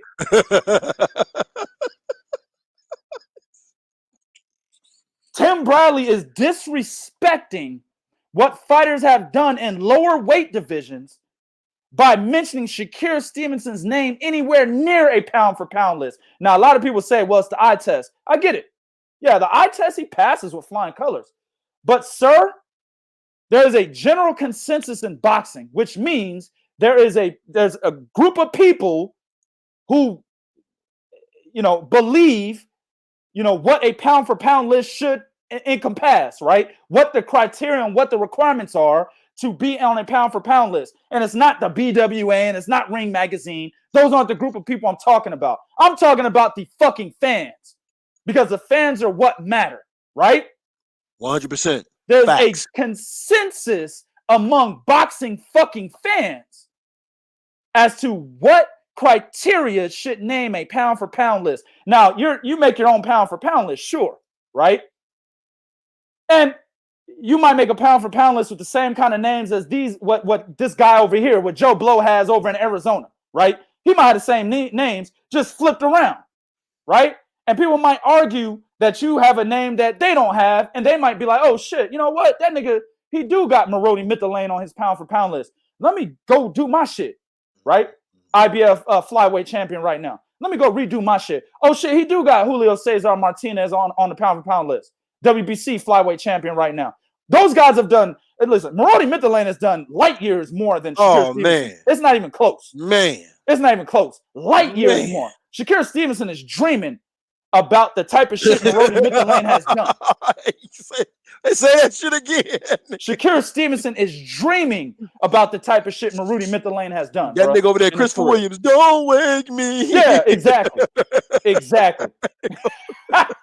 You know what I'm saying? So people are going to look at pound for pound lists, and they're going to argue, because they're subjective. They're going to argue, but at the end of the day, the names that you put on your pound for pound list, you have to be able to support why you're putting them on there, right? And be able to have a well-educated explanation as to why each motherfucker is on there. Just saying Shakur Stevenson passes an eye test doesn't cut it, man. Go ahead, bro. Listen, man, and my man, you can't break it down no better than what my man said. But shout out to Virtuoso, so he put $5 on it. I was looking around like, huh? When Tim said that stupid shit. CTE is no joke. Ruslan Provodnikov, fuck this nigga up, man. Listen, Tim Bradley was cruising through niggas before he got to Ruslan Provodnikov. Hell, like I said, he beat Pacquiao 8-4. You know what I'm saying? But when he got to Ruslan Provodnikov, nigga, everything changed for Timothy Bradley, a.k.a. Sadly, nigga. Everything changed. And I made that post. I said, hold on.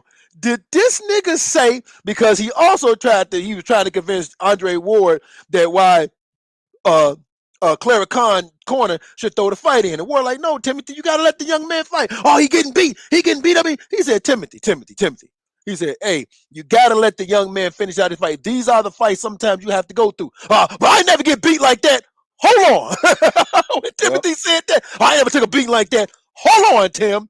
I pulled up that Rudy McCall fight, and I pulled up that third Manny Pacquiao fight when that nigga eye looked like his head and shit. That nigga eye. Exactly. I did use the picture where he was sitting in the wheelchair, looked like a cripple after that goddamn fight. You know, fucking I think Joe Diaz. His trainer at that time was Diaz. I think it was Joe Diaz. Was it Joe Diaz? Joel Diaz. Joel Diaz telling him, Timothy, go out there and box. He trying to go to war. You gonna get rid of Joel Diaz because your crazy ass ain't listening to fucking instructions. He gave your dumb ass the right instructions and you got rid of him. Right. Kind of reminds me of what Wilder did. The nigga saved your life and you got rid of him. Yeah, man, don't even get me started, right? So for him to sit and say what he said about the pound for pound list, like you said, man, go to Three King. That's why we tell you, go to Three King Boxing. We wrote the article about the WBO minimum weight champion, Wilfredo Mendez, who's about to defend his motherfucking title. All right, you're giving me that, nigga, like fucking Kim Shiro, Felix Alvarado, right? Erwin Soto. You know what I'm saying? Jerwin and Cajas. Right. You know, you got these niggas up here that Shakur Stevenson haven't even touched what these niggas have done. Yeah. He's not touched. How many title defenses did Jerwin and Cajas have? How many title defenses did he have? You know, like 9 or something like that? Something like that, yeah. He had a long stretch. Okay? Coca Ito. Even Carlos Cuadras, nigga. Even Cuadras as done as he is now, but Carlos Cuadras. Yep. Run Versailles. Like what? Nah, man. Like I said, Tim Bradley is a top-ranked shill. That's what he is. He's a top-ranked shill, and he sold his soul a long time ago. That's why I'm telling you guys, do not listen to anything Tim Bradley says, man. You got to understand it's met with extreme bias. Because he sold his soul years ago to Top Rank. And anything related to Top Rank, that nigga is 100% on it, bro. Yes, he was. Fucking matter what he thinks, man. You see what I'm saying? Listen to Andre Ward. Andre Ward's going to say some things you guys disagree with. Hell, he says things that I disagree with. But he's not biased. He's not a top-ranked shill. And that's why he was able to say, well, Bradley, that's your pound for pound list. Yep. That's why he was able to say that. You see what I'm saying? That's why he stood there when Timothy was talking about the only man at PBC. He was just standing there looking. I got nothing to say. yeah. Tim Bradley went on his rant. You PBC guys, you don't want to fight my guy, Terrence Crawford. You're scared and you're ducking. And ain't that right, Dre? Andre was just like, shit, nigga. That bitch over there fine. That's what Dre did. On the air, that's what he did. Man, that bitch got a fat ass. Oh, well, I'm sorry. What'd you say, Tim? That's what Dre did on air, nigga. No fake news. You know what I'm saying? So at the end of the day, man, Tim Bradley, replace him, please. I mean, let me say this. Tim Bradley does bring controversy to the network, and that's why they're going to keep him there. He brings controversy. He says a bunch of dumb shit, makes us mad, and we do shows on him, right? But at the end of the day, bro, is that controversy worth lying to the fans? And let me say this, fans that don't really know about what's going on, the ins and outs about boxing, right? Like average fans, and you would call them casual fans, right? It's okay to be a casual fan. Is this motherfucker lying to the casual fans on air worth the controversy he brings to the network, man? I'm going to say no. Because I care about the fans first. That's why we educate niggas on this show. We're not getting paid for this shit. No. YouTube won't let me monetize. Too many words. Yeah, YouTube won't let me monetize videos like this because we speak how we want to speak. Now, when I do a video where I'm not cursing or something like that, then I'm able to monetize it. But when do I ever do videos like that anymore? You know what I'm saying? The videos that go on this YouTube channel are always these fucking podcast shows right here where we're cussing, talking about bitches, titties, and ass. YouTube don't like that from niggas like me. No, they don't. You know what I'm saying? So they won't let me monetize it. The only time we get paid for this show right here is when you guys donate, which I told you is not a fucking requirement. Well, you guys don't, hold on. You guys donate out the goodness of your hearts. You know what I'm saying? We get paid over what's on 3kingsboxing.com. You see what I'm saying? So when we do this show, we're educating the fans that don't know a lot about boxing, right? We're making you laugh at the same time while we're educating you because the fans come first. That's why we do these shows. Tim Bradley don't give a fuck about y'all. He cares about being that top-ranked shill, right? And getting his fucking paycheck and making sure that he has Master Bob patting him on the fucking back after every goddamn broadcast. That's all he cares about, man. Go ahead, bro. I was finna say, the reason why, I have to correct my man, the reason why you two don't pay us isn't because we say dick, titties, and ass. They actually like that. It's when we say beta males. Are they no, they don't like it from a nigga. No, they don't like it from a nigga like me. Yeah, I know.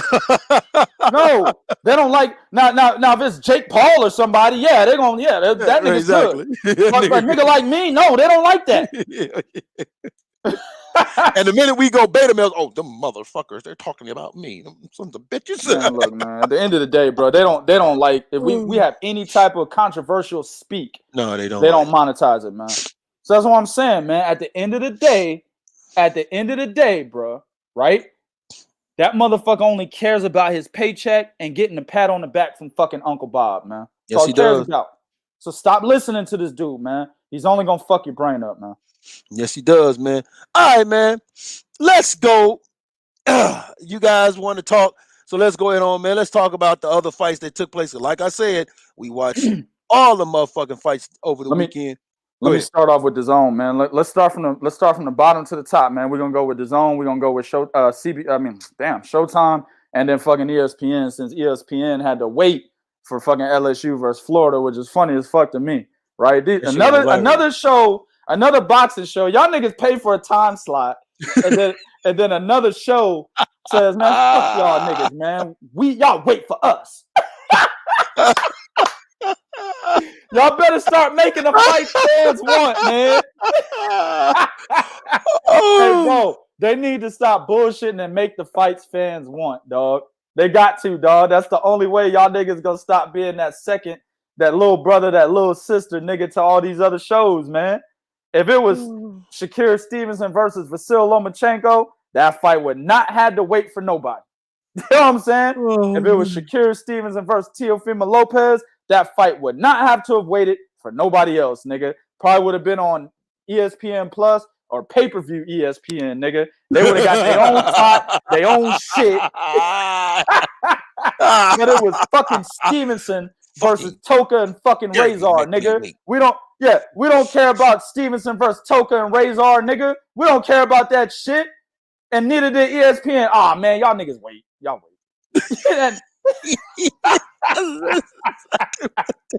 That shit is hilarious, bro. But look, on the zone, and I'm gonna go through this real fast because there really ain't shit to talk about, man. That nigga Huggy Fury beat a 40-year-old Marius Wack that's out of shape. He's nowhere near the same Marius Wack that was running through niggas back in 2012 before he got knocked out by Vladimir Klitschko. He's basically a nobody, or Vladimir Vitaly. One of the Klitschko's knocked him out, I don't remember. But at the end of the day, he's a fucking nobody at this point. He's basically a gatekeeper. Marius Wack is a guy that you use in the heavyweight division. If you got your ass whooped, you're down on your luck, you need some motivation, fight Marius Wack. You'll beat him. And then your motivation comes back up. Yep. That's who Marius Wack was. Yep. Right? That's what happened to Arthur Spilka. That's what happened to Dillian White, right? Motivation came up. Dillian White obviously had no motivation because he was so sad that he wasn't getting considered for the Deontay Wilder fight that he ate himself into 378 pounds, nigga. And that's what he looked like when he got in the ring with Marius Wack. The nigga ate himself into 389 pounds, nigga. The nigga still had fucking residue from the ice cream and shit on his lips when he walked into the ring with Marius Walk, man. You know what I'm saying?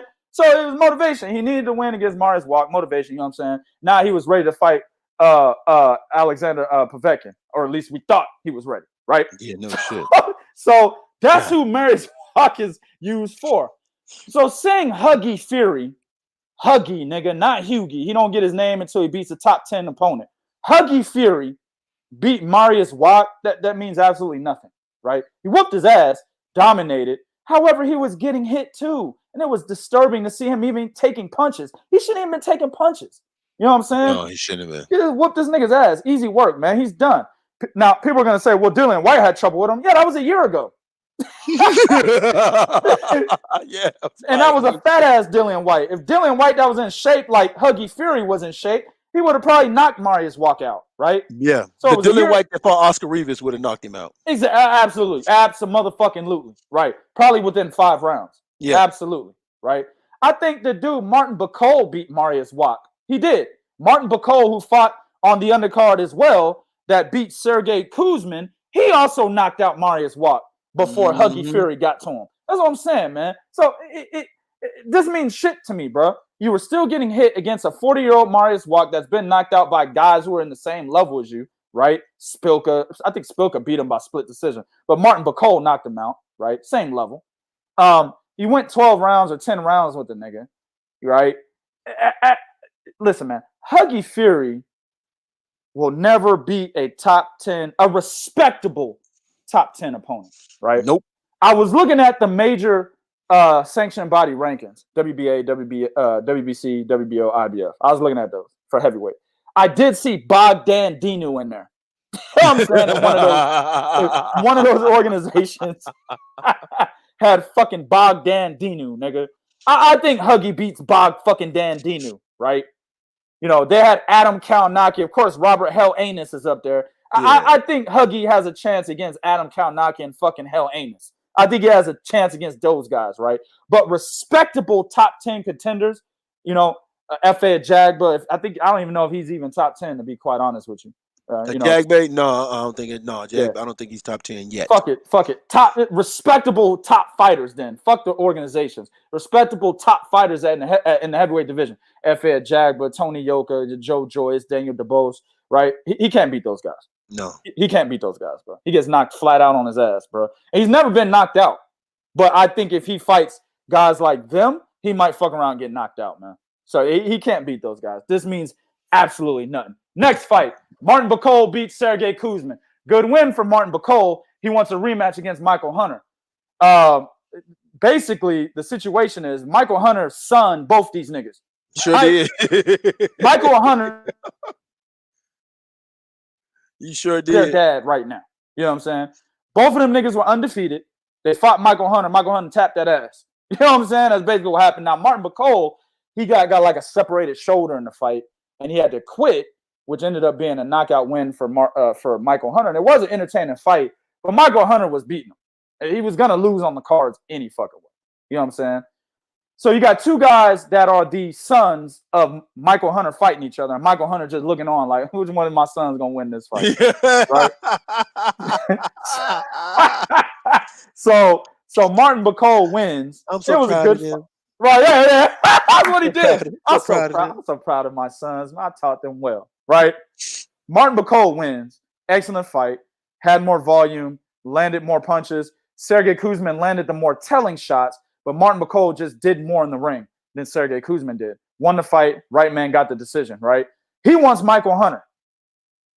Actually, I think he won like an interim WBA title or some dumb shit like that, right? Yes, he did. In my opinion, do not go to Michael Hunter. Stay away from him. You'll lose the fight.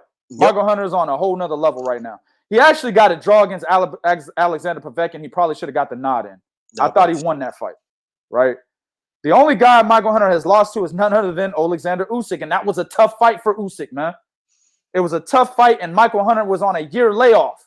And he had to come down for that fight. And he had to come down and wait. Exactly, bro. So many disadvantages for Michael Hunter against Usyk, and he still made it an excellent fight. Sure Hunter's the real deal. A lot of niggas is clowning Michael Hunter. That nigga's the real deal, bro. He is, actually. He's the real deal. You want to talk about wild cards at heavyweight? Michael Hunter. He's a little small, because he's a natural cruiserweight. But that motherfucker is the real deal, bro. He is. You know what I'm saying? So Martin Bacol, leave Michael Hunter alone. You got your ass whooped already. Don't worry about it, man. A lot of times niggas lose fights and they walk away. You know what I'm saying? They don't talk to that nigga.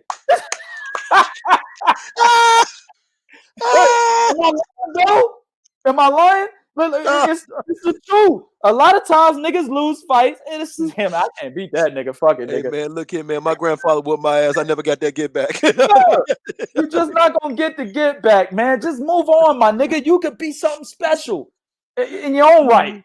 In your own right. Let me put something on that. In your own right. I don't think Martin McCall is a good fighter, but he could be something special in your own right. You know what I'm saying?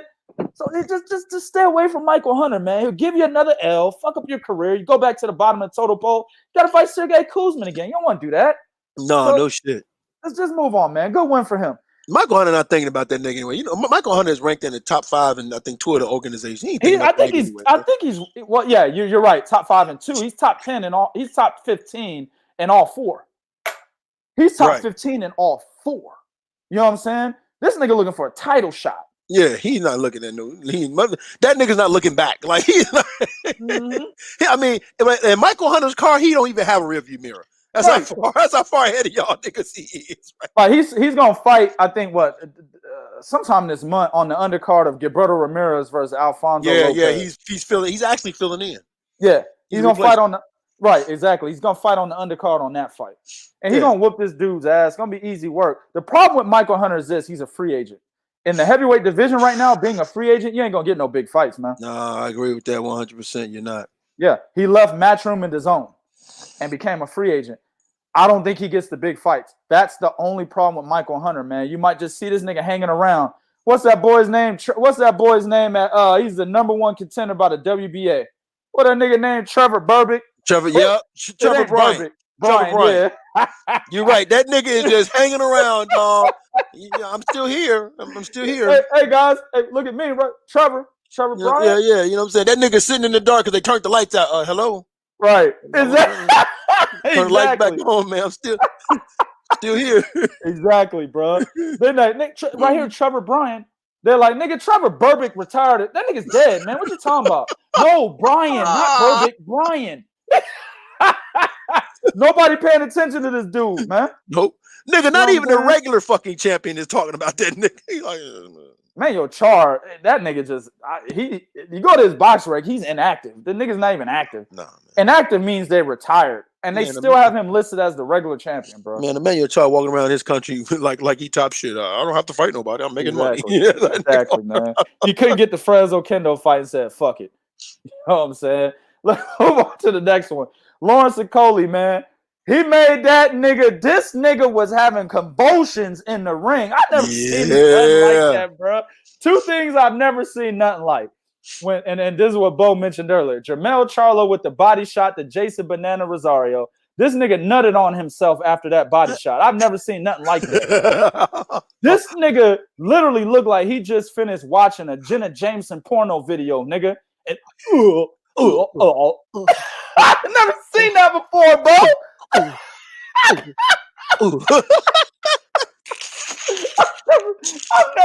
I've never seen it before, nigga. Nigga.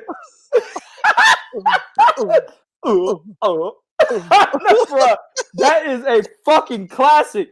Where are the memes at?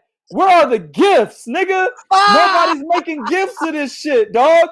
I need to see this, nigga. You know what I'm saying?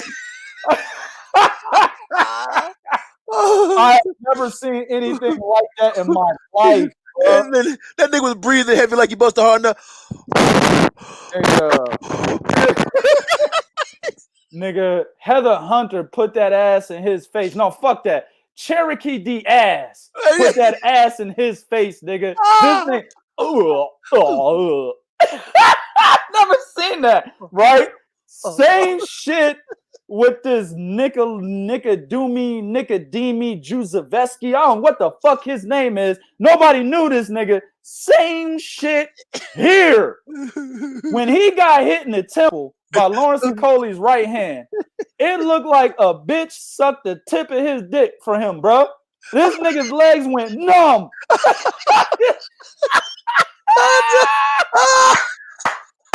Dog, wait a minute. Wait, hold on, Bo. I told y'all it says right there in the description. Listener discretion is advised. We say whatever and what the fuck we want on here. That nigga dropped so cold. Even Lawrence Cole like, well, damn, can I get some of that shit? Even Lawrence Cole, he was like, well, damn, shit. Hey, bitch, can I get some of that? God damn. I'm telling you, fam. I might need to go to my wife and be like, you haven't been doing things properly. I'm done.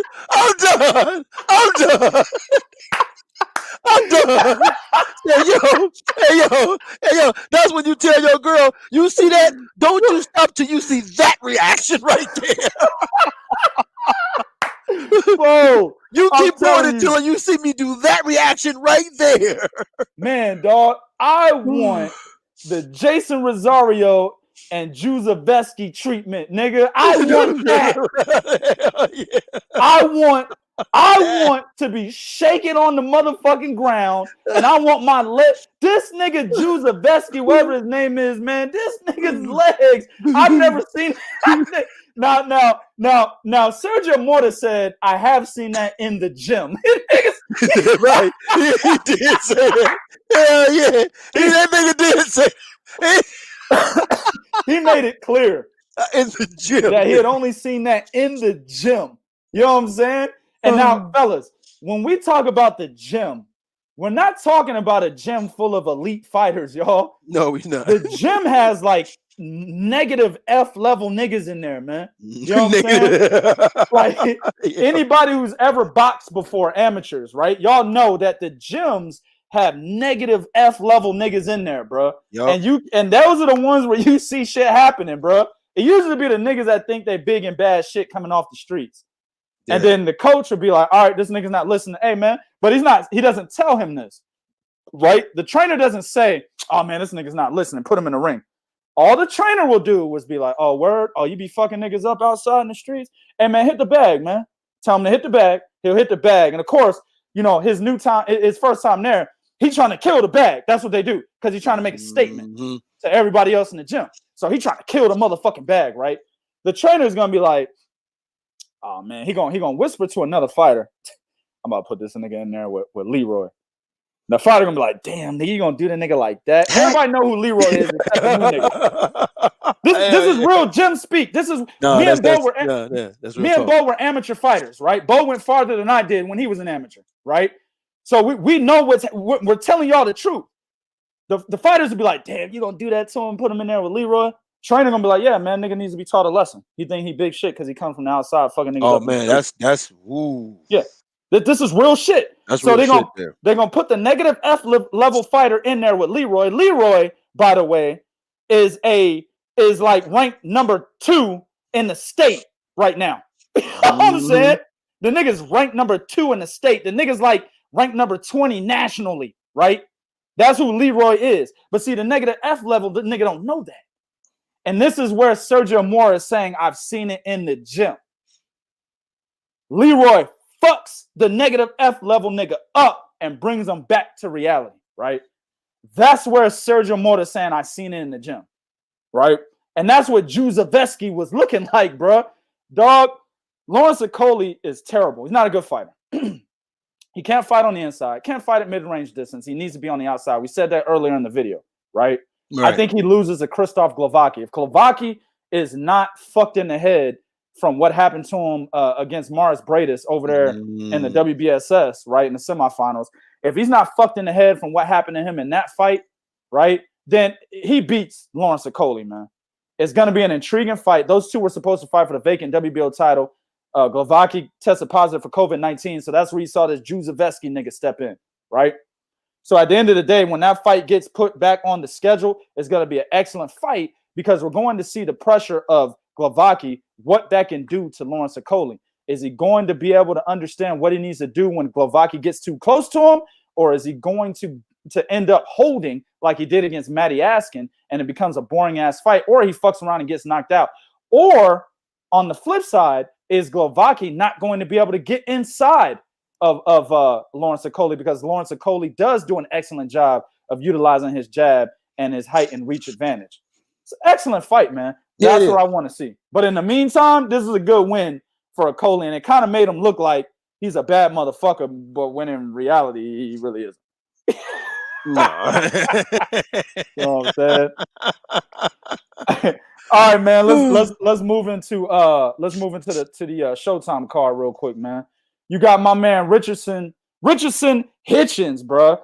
Now he beat Argenis Mendez. Now I'm gonna say this, man. Argenis Mendez is not anybody that we should really care too much about. But I'm not trying to be mean, dog. No, I'm with you. Man. I'm with you. You know what I'm saying? Argenis Mendez is the same motherfucker where at one point we looked at him and said, damn, he might be a somebody. He might be dope, right? He might be all right. You know, he former did lose. IBF champion. Right. He lost earlier in his career. You know, he did lose it to Juan Carlos Salgado, you know, early. I think that was the second loss early in his career. Yeah, you know there was a second loss. You're right. Yeah. But then it was like, you know, he might be a somebody, man. He came back and beat Juan Carlos Salgado for the goddamn IBF title that Bo just mentioned. So we're like, yeah, man, you know, he might be all right. He avenged his loss. He avenged his second loss anyway, right? But then he fights Rances Barthélemy in 2014 and got the dog shit beat out of him, bro. It was so bad. They said, hold on, this isn't fair. You hit that nigga after the bell. No decision. They said, nigga, this is not, hold on, nigga, this is bullshit. Who is this stupid motherfucker that come out of nowhere beating up the champion? Wait a minute, hold on, wait a minute. You motherfuckers gave us the wrong tape. That's not the motherfucker we got footage of. Exactly. That was not the dude we saw on tape. Who the fuck is this? It was like when Jeff Lacey said that when he fought Sullivan Barrera and got knocked out like in 2 or 3 rounds or something like that. Yeah, Jeff Lacey came out later and said, man, that was not Sullivan Barrera. That was that nigga's older brother. Yeah. True story, people. That's what Jeff Lacey said. He said that. He said he did not fight Sullivan Barrera that night, but he fought his bigger, older brother. That's what he said. He sure did. That was his excuse for losing to Sullivan Barreta, dog. I saw both of them in the ring. Yeah, I saw both them niggas in there, bro. No way that was the real Sullivan Barreta. He sure did. Right? So this is kind of the same situation the IBF was like when it came to Rances Barthélemy. Like, hold on, man, what the fuck? He did. So they ended up ruling the fight in no contest or no decision. They went back and fought again like 6 months later, and Barthélemy beats him to a unanimous decision. Didn't look nothing like the first fight, right? So they might have been right. You know what I'm saying? He just whooped his ass over 12 rounds. He didn't knock him out this time, right? But when you saw that and take into account that you know who Rances Barthélemy is today, you go back and look at Mendez and be like, was he really that good, right? Mm-hmm. And then you take it. Right, and then you take into account he went on to lose to fucking Luke Campbell and Robert Easter Jr. Yeah. And he had a draw. I mean, he had a split decision with Ivan Redcash. You know what I'm saying? Yeah. Like, when you look at that shit, then it's like, all right, he really wasn't as good as we thought, right? Which is typical for most niggas from the Dominican Republic. They really just not that good. You know what I'm saying? Oh, so man. It is what it is. Get mad if you want, Dominicans. That's the truth. You know what I'm saying? Yeah, man. Felix Diaz never recovered from that whooping. Right. That whooping Terrence Crawford gave that nigga never recovered. Right. Felix Diaz never recovered, man. You see what I'm saying? Rosario might not recover from this one either. Exactly. Right. So Richardson Hitchens, he's one of those slick type of fighters. A good prospect, you know, but the problem is, man, good prospect at junior lightweight or junior welterweight. The problem is, man, he leaves himself open way too much, man. Way too much. You know what I'm saying? And that's why he barely escaped a split decision win against a guy that we just told you is really not that good. It was a good step-up fight for him, kind of like, all right, where are we with Richardson Hitchens? Right? Yes. That's what it was. That's what it was, right? Where are we with Richardson Hitchens? he had fought a whole bunch of motherfuckers nobody really knows, right? Until he fought Argenis Mendez. So this is his first fight against a former champion and a name that hardcore boxing fans know. So it was really like, where are we with this guy? And you saw there's a lot more that he needs to go back to the drawing room or the drawing board for. He needs to work on his defense. He needs to work on his punch placement. He needs to work on his accuracy, right? He needs to work on his IQ. They need to watch some videos, man, get some awareness offensively and defensively in the ring. You see what I'm saying? They need to learn how to fight better on the inside. You see what I'm saying? Right. There's a lot that Richardson Hitchens needs to do. While he won that fight, I was thoroughly not impressed by what I saw from the young fighter, man. So there's a whole lot that he needs to work on, and we'll just leave it at that. Let me say something real quick about that. Go ahead. As you were saying, you were thoroughly not impressed. I was thoroughly impressed with how unimpressed I was. Hell yeah. Okay. Hell yeah. Because I saw a fighter that's struggling to find his identity. You had the movement, you had the better boxing ability, you abandoned that to do infighting. Okay. Then once the infighting got a little too rough because you was leaving yourself open for the motherfucker hooks and them goddamn uppercuts, then you decided, oh, wait a minute, I can move. Let me go back to that again. Right. I'm like, man, what the hell am I watching, man? What the fuck is this I'm watching, man? You know, exactly. I saw a guy that's still trying to find who he is as a fighter. I don't think his team has figured out, hey man, what kind of fighter are you? I think it's a situation of he goes in there and he just that fight. I felt like with Argenis Mendez, he went in there and just was like, you know what, man, I'm gonna do what I feel. I'm gonna do what I feel. Yeah, I mean, it's like they didn't watch tape. I think they underestimated him a little bit. Yeah, and you know what, they might have, and this could be the detriment of when you are a prospect and you fight a veteran fighter. You can never underestimate a veteran fighter because, mind you, that veteran fighter looking at you like, man, I can't lose to this motherfucker because I'm officially a gatekeeper if I lose to this motherfucker. Right. I'm officially a gatekeeper. Right. So that's what you saw. But yeah, I'm with you, man. I was unimpressed. However, I will say this. He needs, like you said, all the things you said, he needs to work on some defense. They need to teach this motherfucker about how to get off the center line, goddammit, when you are attacking the motherfucker. And 2K, please help me. What is it with these motherfuckers not knowing how to goddamn slip the fucking jab? I don't know, man. Is this something niggas ain't teaching in the gym? No, like that's the first thing I learned in the gym was defense. You better slip that jab. Yeah, you got to slip the jab, bro. You got to move it. It's not even really slip the jab. You got to move your head. Then you learned after that you got to slip the jab. Right? Yes. Slipping a jab. Look, I'm gonna tell niggas something, man. I'm gonna throw something at these niggas, man. Slipping a jab and moving your head, two different things. Niggas gonna be like, man, what the fuck is this nigga 2K talking about? This nigga always think he's some type of philosopher or some shit, nigga. You know what I'm saying? That's what niggas saying right now, bro. This nigga always think this nigga some philosopher, nigga. All right, okay, Aristotle, nigga. All right, nigga. Right? That's what they doing right now. Here's the deal. Moving your head is one thing. Yes, you can just move your head all day long. Slipping a jab is a timed movement of moving your head. You have timed this motherfucker's jab. You realize when he's going to throw it, right? You realize how he throws it, his best tendency of how he throws the jab, and you're able to move your head accordingly. That's the difference. Moving your head is like what Florian Marcoux was doing in his fight, in the first fight on DAZN. He was moving his head a lot. Didn't really mean much. He was still no. Right, exactly. Exactly. Hey, still got hit. You're right. He still got hit. Yeah. So slipping a jab and moving your head, two different things, family. All you got to do is go back to the beginning of this tape, and 2K broke it out perfectly. Joshua was moving his head, but he slipped the jab to throw a counterpunch. Absolutely. Absolutely. There's your difference right there. All you got to do is go back to what he said when he broke that down and watch that round when he's talking about. Joshua was moving his head, but when he slipped that jab and threw that counter, that's like moving your head is, like you said, one thing. Slipping the jab is when you put the opposing opponent in a position to where he's open for a clear-cut counter. Like this nigga can't like you slipped that jab so smooth, this nigga can't recover. He has to look at that punch coming at, oh shit. Yep. Floyd Mayweather was great at that. Oh man. Slip that jab, hit you with that straight right hand. Niggas already knew when they missed the jab, they're like, fuck. I fucked up, nigga. All right, brace for impact, nigga. So yeah, man, that's Exactly, bro. it with him. I think I don't know where you go with Richardson from here.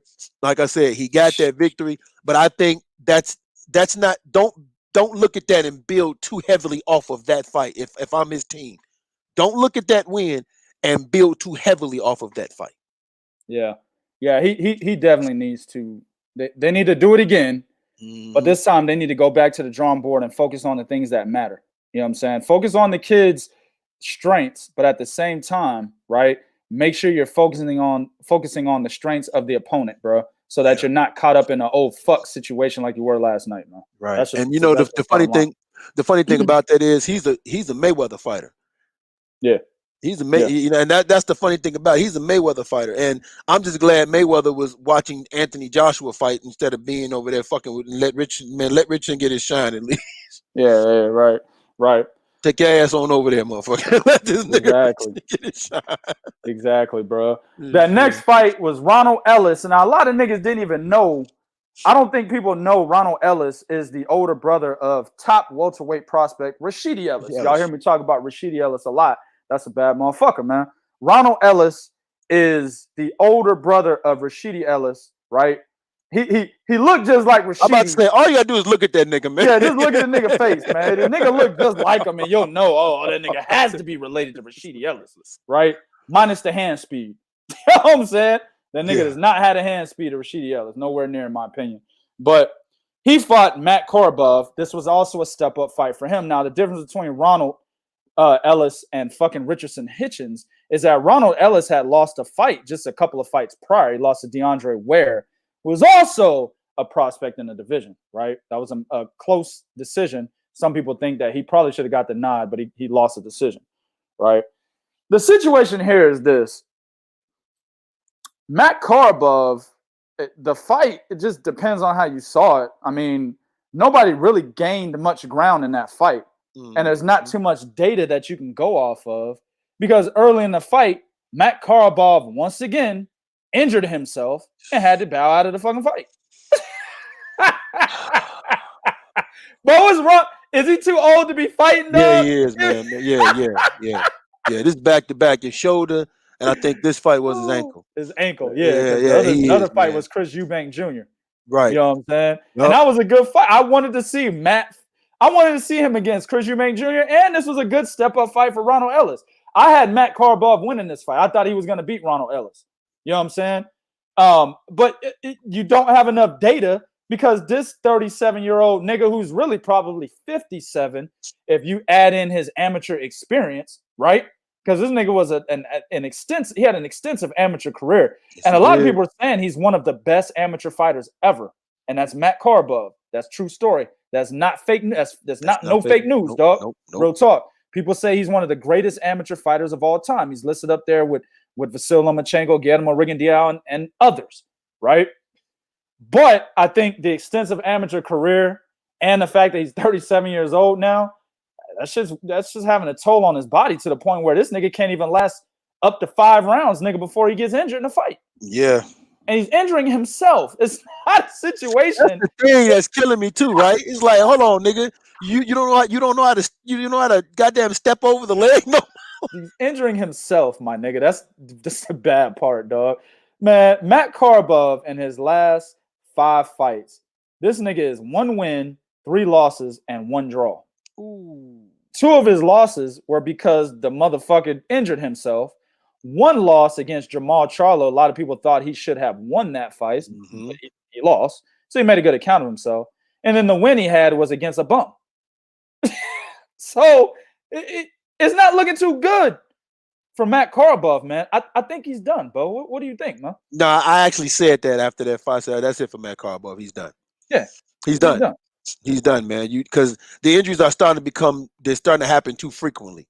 Yeah. And when you get at a certain age where you start having those little nagging injuries, they become big injuries because your body needs longer time to heal from them. And then they doesn't heal properly because fighters don't take the proper time needed. They'll take the time they think they need as a fighter, right? But so like for example, if you're a fighter, you think, oh man, the proper time that I need to rest from a grueling 12-round fight is 2 weeks, right? Right. But the proper time, nigga, should be a month. Right. Right. Exactly. Shit, nigga. Exactly. You know, month, nigga, you pissing blood. Fuck is wrong with you? Exactly, bro. And that's the thing with him. But now he's done, man. It's sad because he had a lot of issues. The Andy Lee knockout kind of set his career back. Then he started having promotional issues and things of that nature. But that's it for him, man. Mark Karbov, he really needs to either take an extremely long break and a serious look in the mirror, man. I agree 100%. All right, man, let's go to the main event of that Showtime card. You had Chris Colbert versus Jaime Arboleda, man. I'm going to just say this. A lot of people were saying Chris Colbert is that next motherfucker. And that's facts. When you look at the prospects, a lot of people were saying Chris Colbert is one of the best prospects in boxing. Some people were saying he is the best prospect in boxing. Mm-hmm. I don't think he's the best prospect in boxing. I think he is one of top 5 for sure, right? Problem is, I don't consider him a prospect at this point. This motherfucker needs a title shot. He beat the shit out of Jezreel Corrales already. You know what I'm saying? He was a former champion. He beat the shit out of Miguel Beltran Jr., former champion, I believe. Miguel Beltran Jr. won a belt, right? Yes. I think he did, bro. I want to say he did. I want to say Miguel Beltran Jr. won a belt. Let me look that up real quick. I don't want to lie to the people. He's not a former champion, but he's a former. What he was is Miguel Beltran Jr. was a former fighter in which people had high hopes for, right? Right. A lot of people were saying that he was going to be a champion one day. He already whooped his ass, right? So he's got some good wins on his fucking resume, right? Austin Dulé is another good win, right? At this point, Chris Colbert has showed that if you put a contender, a lower ranked contender, right, in the ring with him, he's going to dominate him. He's already shown that, right? So he's at 130 pounds. I think I like him against either a top level contender, right? Put him in there against Tevin Farmer or somebody, right? That's actually wow. Right? Wow. I know Jojo Diaz is a champion. That's a good fight, though. You know, Tevin Farmer and Jojo Diaz trying to do the rematch and shit. But I like Chris Colbert against either one of those guys, right? The winner of Jamel Herring versus Carl Frampton, Shakur Stevenson is looking at that already. But I like him against one of those guys as well. You see what I'm saying? Miguel Burchelt, that might be too much for right now. Not yet, right? Shakur Stevenson, that's too much for right now. Not yet. Oscar Valdez, not yet, right? But those lower tier champions like Jamel Herring and Carl Frampton, if he ends up becoming a champion, right? I like him in those fights, bro. Or at least I like him taking those matchups. You know, Jojo Diaz and Tevin Farmer, those lower tier champions, right? I like those fights. Tank Davis is the WBA regular champion. Who's the super champion at No, at 130, Tank Davis he's a super champion. Yeah, because he just beat Leo Santa Cruz. Just beat Leo Santa Cruz. He's a super champion. So I think the regular is Alvarado. Yeah, Alvarado. Yeah, Rene Alvarado. Good shit. Tank Davis, I don't like that fight. I don't know. I don't like that fight. But you see where I'm going, right? Yeah, the higher level champions, stay away from them. But the lower tier champions, the Jojo Diaz, the Jamel Herrings, the Rene Alvarados, right, who's a regular champion, but whatever. You know, the top level contenders, Tevin Farmer, right? Carl Frampton. Fight those guys. Hell, even Lee Selby. I know Lee Selby was at 135 recently, but he can make 130. You know what I'm saying? I like that. Fight those guys. I think he's ready for those guys, man. What do you think? I agree with you. You know what? There was a name that after that fight, I said, I wouldn't mind seeing him against Andrew Cancio, who good fight. Yeah, I think that's a good fight. And if I'm not mistaken, Andrew Cancio was a former champion. Yeah, he was a regular champion. Remember they skipped over him to become the super and gave it to Leo Santa Cruz. Yeah, hell yeah. And then they snuck that title out that nigga in that fucked up decision against Rene Alvarado. Exactly. Yep. Another Golden Boy special. Exactly. Yep. That's what they did. But if you look at where he's ranked at, I think he's ranked high by the WBA. I think he's number 1 by the WBA. That puts him in line for Tank Davis. And I'm with you. He's not ready for that just yet. Just take the Rene Alvarado fight, man. Just take the. I would title. too. I would take the Rene Alvarado fight. I mean, if you don't want that, if you hell bent on getting the champion, I would, like you said, Tevin Farmer, Andrew Kinsale, another former champion. Those are good fights, good measuring sticks fights for you, also as well. Like you said, Shakur Stevenson, Oscar Valdez is going to wind up fighting Miguel Burchell. Shakur Stevens is going to wind up fighting the winner of Jamel Herring and Carl Frampton. So you're not getting that, right? Tank Davis does hold that WBA title. Jojo Diaz, I don't know. Nah, man. I think he beats Jojo Diaz, man. I think he beats him, bro. Styles, it's the style, bro. Chris Colbert is a very slick fighter. The only problem I have with him is he gets wild at times. Like when he knocked Jaime Arboleda down and Arboleda recovered, this motherfucker proceeded to throw like chopping right hands, nigga, windmill type of right hands. Y'all niggas called Deontay Wilder a windmill. Go look at after it's actually on the Three Kings Boxing Facebook page. I believe we got the knockout on that page. Yeah, we do. Go look at when Arboleda recovers from the knockdown. This nigga Chris Colbert comes at him with a sloppy, wide looping left hook. He sure did. It. Then came back with a windmill chopping right hand that came from above his head, nigga, like literally, and came down, nigga, like he was throwing a Zeus's lightning bolt or some shit. Nigga. What the fuck is this nigga doing with that? Yeah, dog, you're right. That shit looks stupid as fuck, man. But that's my critique of him. He's extremely wild at times, bro. And sometimes he loses his footing, even though he's a slick fighter. He loses his footing. Sometimes he loses his footing. I think the one thing about Chris Colbert that kind of bothers me a little bit is he does have a tendency. He switched from southpaw to from orthodox to southpaw, yeah. And sometimes he does it when he's in that danger zone range. When you watch Terrence Crawford do it, he does it at the safe range. When Andre Ward actually did it, and when Andre Ward actually did it against Kovalev, right? He did it at a safe range. Kovalev did it at a close range. That's when Ward hit his ass with that right hand and fucked him up because he shifted from southpaw to orthodox at the range with the danger range, and Ward peeped it and caught his ass, right? Yep. He doesn't do it at that safe range for me. But yeah, man, I'm with you. Fight one of the lower, one of these lower guys. Jojo Diaz, I don't mind that fight. But Tank Davis holding that fight, no, go after Rene Alvarado. If you can't get them two fights like me and you just talked about, man, look at Tevin Farmer, look at Andrew Kinsale, those dudes right there. Yeah, man. Hell, even Leo Santa Cruz. Yeah. You know what I'm saying? Look at Leo Santa Cruz. That's a tough fight. That's a tough fight for him right now. It's a tough fight, but I wouldn't mind it because I don't know where Leo is after that knockout. That's a good point. I kind of would roll the dice. I'd be willing to roll the dice to see where's Leo after that knockout. Leo mentioned he's going back to 126. He mentioned that. Okay. So I don't know if he's going to stick around at 130 or not. But yeah, I mean, that's a good point. We don't know where he is. And that's always something that we got to look at, right? You get knocked out like that. You don't know what's going to happen, especially when you hadn't taken a loss of that magnitude. We don't know what's going to happen with you mentally.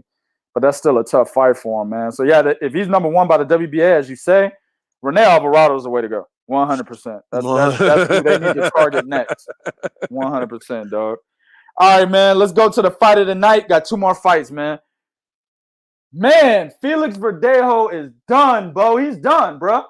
I don't see where he can recover. Because he had already hit the reset button when he lost to Lozada. Right? His name was Antonio Lozada. I made a mistake on the last show. I said he lost to William Silva. I think that was somebody he actually beat. Lost Antonio Lozada, right? He hits the reset button, family. I don't know where he goes, man. Where does he go? Does he move up to 140, right? At one point, I believe he was a 130-pound fighter, moved up to 135, if I'm not mistaken, right? So where does he go? Does he go to 140?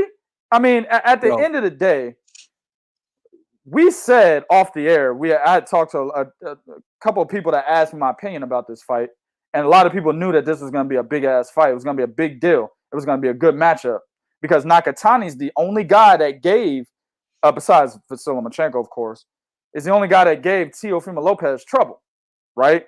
Teofimo Lopez won the fight by unanimous decision, but Nakatani was giving that nigga trouble, dog, with his boxing ability. You see what I'm saying? So people saw that Felix Verdejo, who is actually a fighter who mentally is not stable, right? He's gotten motorcycle accidents. He's fucking a lot of bitches in Puerto Rico, which is fucking up, his preparation and fights that he should have won. He ends up losing, right? He lost the fight, had to come back from that.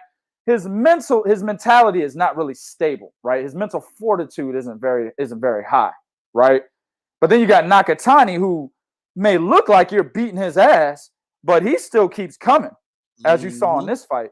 Felix Verdejo landed a big right hand in that first round. I thought the fight was over. You know what I'm saying? This nigga Nakatani went to the ground, nigga. He had trouble getting up. Now, here's the thing about Japanese fighters. You could beat their ass, but they still got the same expression on their face. You don't know if this nigga is basically affected by this beating, or if he's just like, yeah, I'm getting my ass whooped, but it ain't gonna change nothing. They keep the same expression on their face. Go look at Nakatani from round 1 to when he knocked Felix Verdejo out. Same expression on his face, dog. Yeah, he has some lumps and shit, and one of his eyes was almost closed by that time, but he still had the same expression, dog. They don't look no different from the beginning of the fight to the end. You know what I'm saying? That actually plays a toll on you as a fighter if you're fighting against someone like that, right? Because here's the deal. A lot of people don't understand. Body language is a big deal for a fighter's confidence, man. Yeah, you hit a nigga with a shot and you see him wince in pain, or you see his body react to it, like you hit him to the body, right? And that motherfucking arm comes down to cover that spot. That's motivation. Oh, I hurt that nigga. He might not have winced. I got that nigga. Boy. Yeah, I got that nigga. He might not have winced in pain and might not have had the expression on his face, but bringing that arm down to cover that spot, you got him. You hit him in the jaw, he winces in pain, that's the shot you need to try to land next. When he's not making no facial expressions and nothing like that, and body language is the same, it's like, well, fuck. You know what I'm saying? You don't know what you did was effective or not. And I think that real talk, that kind of played a toll on what Felix Verdejo was able to do later in the fight. On top of the fact that this nigga had no stamina. He was tired by the later half of the fight. Nakatani had been coming on and coming on and coming on. Felix Verdejo couldn't. I had a problem with Verdejo's footwork the entire fight, bro. Like he was throwing punches and staggering and shit, almost knocking himself out. You know what I'm saying? Nigga was slipping on it, slipping, trying to move laterally. He was slipping and shit, looking all off balance. Then when you factor in fatigue and then Nakatani's constant pressure, his footwork was damn near nothing at that point. And that's why he got knocked out by a jab. I mean, literally the jab hit him. This nigga fell up against the ropes like he got hit by one of Anthony Joshua's right uppercuts, man. Bro, that nigga, where y'all gotta see it. He get hit by a jab. His arms are flailing, dog, like he falling in slow motion, nigga. Right. That nigga went back in slow motion with his arms. Remember how the Russian on Rocky hit Apollo Creed? How Ivan Drago hit Apollo Creed and that nigga bounced off them ropes, nigga. Yeah. That's what Felix Verdejo looked like, bro. This nigga's, you're right, dog. Nigga flailed out. His whole left side of his body was damn near on the ground and shit. What the fuck is wrong with this nigga, man? This nigga got his own self tangled up in the rope. That nigga like he got body slammed on the ropes, dog. That's what it looked like. This nigga got suplexed on the ropes, nigga. That's what it looked like, bro.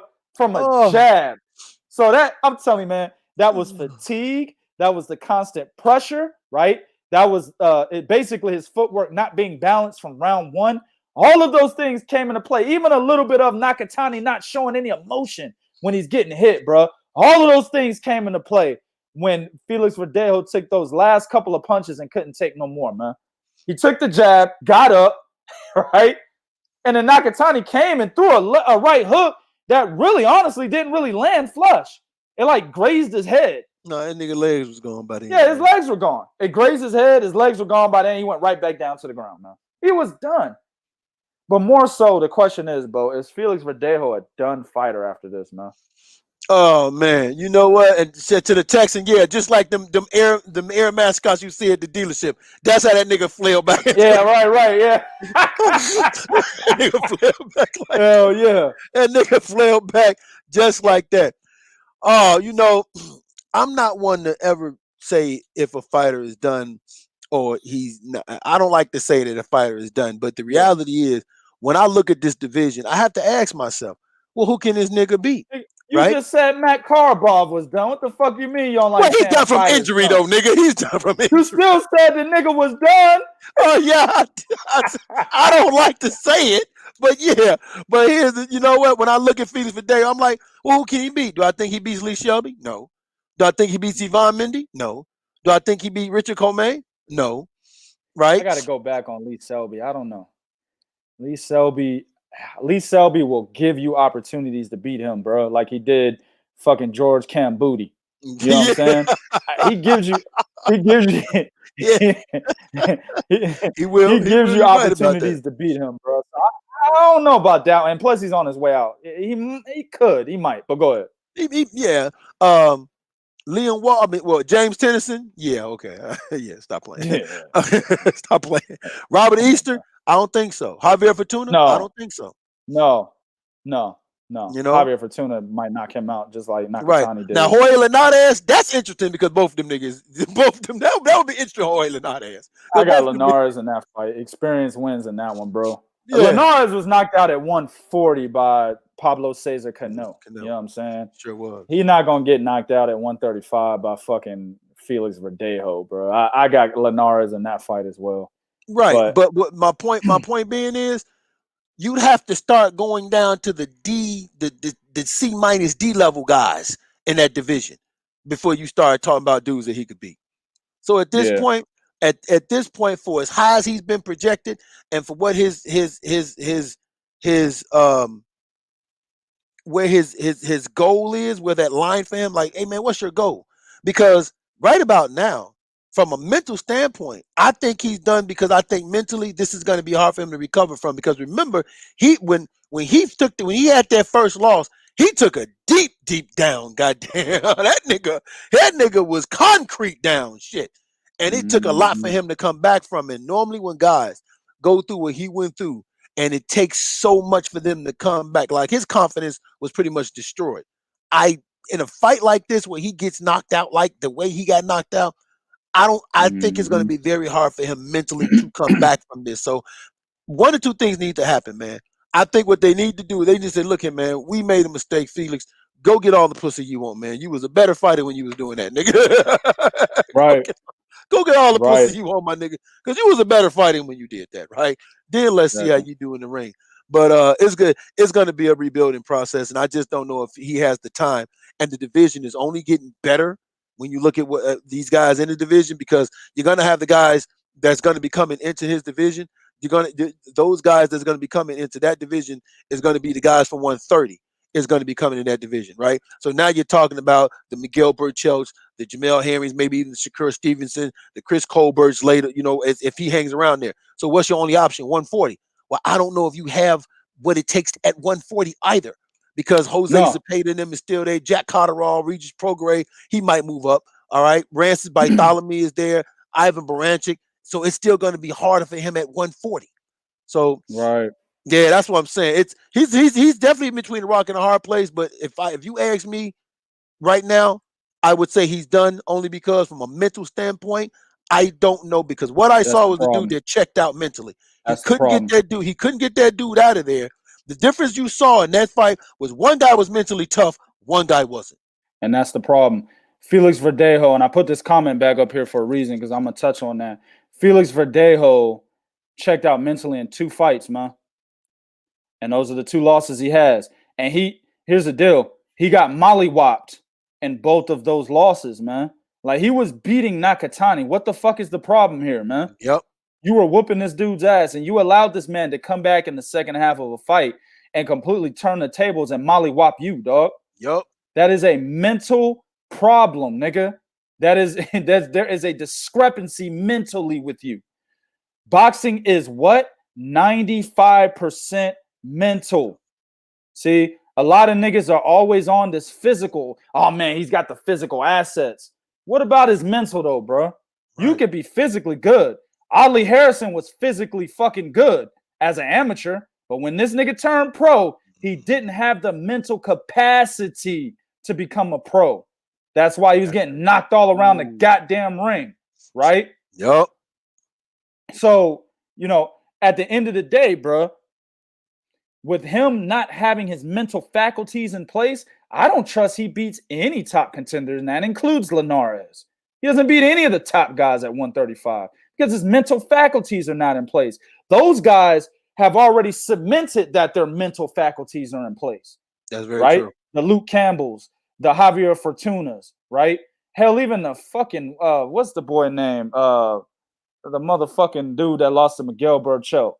Puerto Rican dude, man. I can't remember his fucking name right now. The Puerto Rican dude? Sosa, nigga. Jason Sosa. Jason Sosa. Him. Yeah. Even Jason Sosa, nigga. Faculties in place, right? You're not that good of a fighter, but his faculties are in place. You see what I'm saying? Linares, this nigga's a fucking 4-division champion, I believe, or 3-division champion. Faculties in fucking place. No shit. So this guy can't beat those guys, man, until he gets his mental shit correct. My man in Texas said, now the pressure is really on Edgar Berlanga and Xander Zayas after this fight. He's saying that because they're Puerto Ricans. The pressure's on them to carry the torch as Puerto Rican fighters. He's not the only one, man. This is what I tell, man. Y'all got to know the fighters. You got a 105-pound champion by the name of Wilfredo Mendez. Yep, I named him earlier. Yep, he's a WBO champion. That guy's actually ahead of those guys when it comes to carrying the torch for Puerto Rico. So much so that Ivan Calderon, who actually carried the torch for Puerto Rico, but nobody gave a fuck because they don't watch boxing like they should.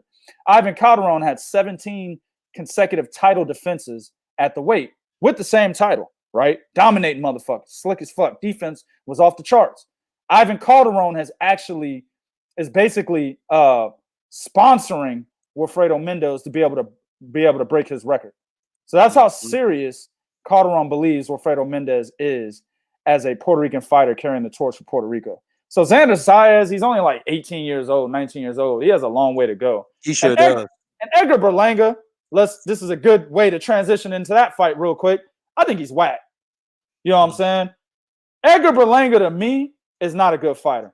He's as terrible as this $150 haircut you see on the screen. If you don't believe that he said his haircut that you see right here on the screen is $150, this is his tweet right here saying that it cost him $150 for this fucking haircut right here. He said that it cost him $150 to get that shit right there.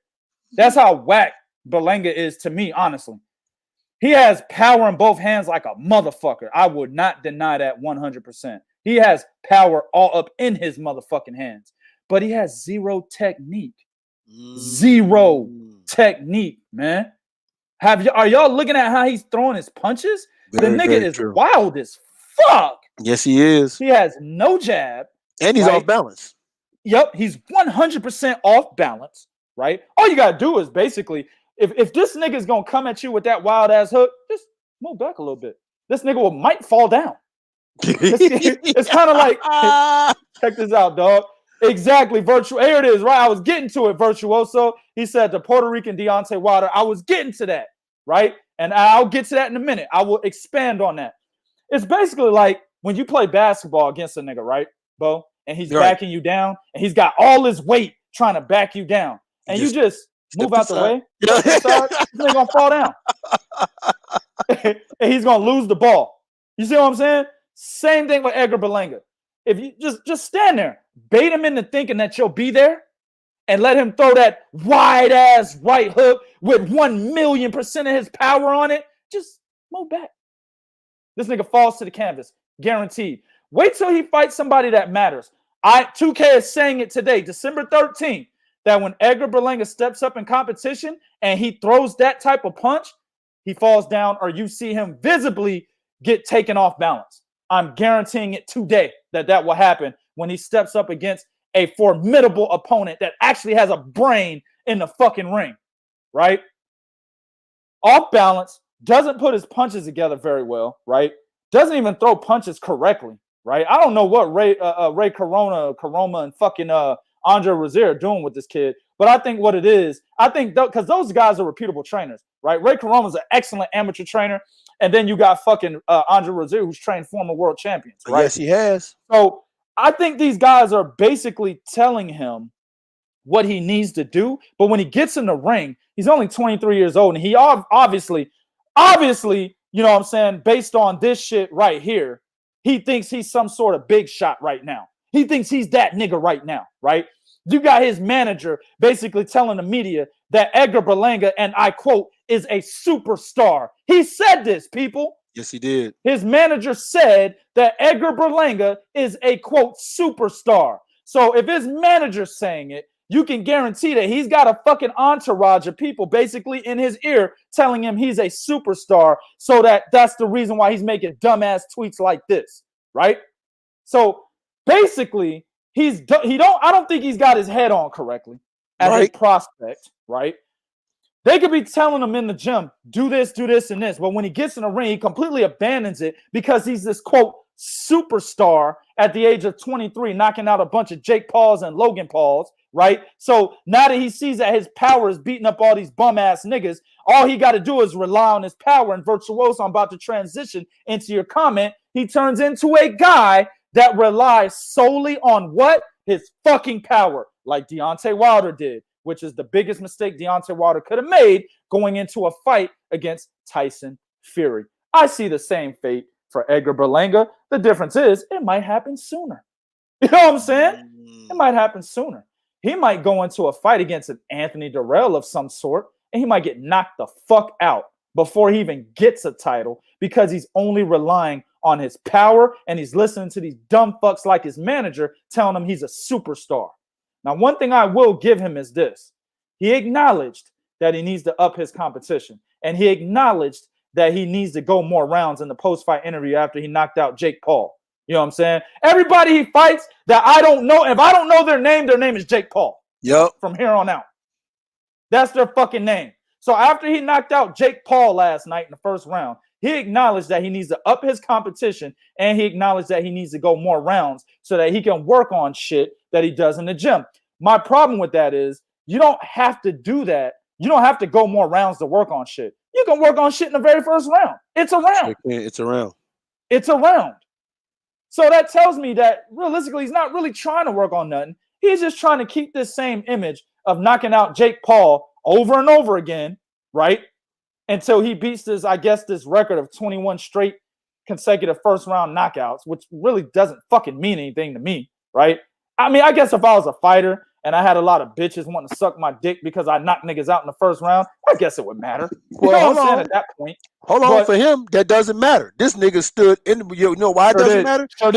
This nigga stood after the fight and said, "Oh, I want to thank my girl. I want to thank my girl." Yeah. When he said that, I was like, "Is he married?"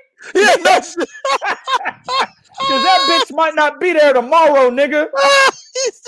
Let Xander Saez become a better fighter than you, nigga. She might not be there. Yep. You know what I'm saying? No she shit. Might be fucking Xander Saez tomorrow, nigga. She talking about thanks to my girl, nigga. That's not your wife. I don't think it's his wife. If it is, then it is what it is. But you would say, I would thank my wife. You wouldn't say my girl, nigga, right? So, whatever. Anyway, he's only 23, bro. We make mistakes. We make mistakes, bro. 2K. Do not have me put you on Front Street on this live. Mm-hmm. I'm just saying, bro. Look, he's 23, man. We make mistakes. At the end of the day, man, this nigga, I'm glad he acknowledged he needs to up his comp, and I'm glad he acknowledged that he needs to go rounds. But at the end of the day, he is nowhere near a superstar. His manager's a fucking idiot for saying that. And I hope Edgar Berlanga does not allow that shit to poison who he is in the ring, man. At the end of the day, go in there, get your money, do what you do. But understand, you haven't even sniffed the surface of contendership because your competition is fucking whack, bro. Understand that, my nigga. Now, somebody said in the chat that there's a possible matchup with him and Gabe Rosario. Make it happen. Make it happen. That's a good fight. I want to see that fight. Gabe Rosario will teach this motherfucker something that he ain't never seen before, man. Make the fight happen. Gabe Rosario don't go easy. You're not knocking him out in the first round. Right. So you will definitely get to like round 5. You know what I'm saying? How's your stamina by then? Right? How's your adjusting? Your power's not working. It didn't work early in the fight. So how do you make adjustments? Right? How's that jab gonna work? Right? You know, what is your IQ level? How's that? How high is that to even allow you to make the adjustments you need to make in real time? You see? Make the fight happen, man. Probably loses to Gabe Rosado, to be honest with you, bro. The thing is that at the rate they're going with Edgar Berlanga, and this is the problem with how they're moving him, right? Because Andre Ward has said that, you know, he's been in Andre Ward camp. I don't know if he sparred Andre Ward, but he's been in a camp that Andre Ward held. He's been in camp with Canelo Alvarez, right? And a lot of times what happens is, and we see fighters do this, they're like, oh man, I was in camp with, I was in camp with Floyd Mayweather. I could whoop this dude ass. Mm-hmm. No, that's not how it works. Right? That's not how it works, my nigga. Right? And they keep putting him in it with these guys. He's never been stopped. Well, that guy that's never been stopped, that I never heard of, he probably never fought nobody with the ability to stop his ass. That's why that nigga's never been stopped. Right? And by moving him the way that they're moving him, they're two things are going to happen, man. They're going to put him in a bad position to where everybody's like, all right, man, look here, man, you guys got to fight a top 10, top 15 contender. You got to. You guys got to fight a top 15, top 10 contender, because guess what? You've already proven that you're wasting away with these motherfuckers at the C and D, the D, C, D, F level. So y'all got to fight a fucking top contender, And I was looking at some of the names. I think Lionel Thompson's a good fight too, because that's a safe fight. The guy's not a hard puncher. He's a little bit up there in years. So I think that's a good fight for him. Lionel might get him to go a couple rounds, right? Caleb Truax, I think, is also another good fight for him. If you're trying to get the kid rounds. Caleb Truax is a good fight for him if you're trying to get him rounds. Caleb Truax is a soft ass nigga though, man. This nigga from Minnesota, man. I think this nigga gonna lay down.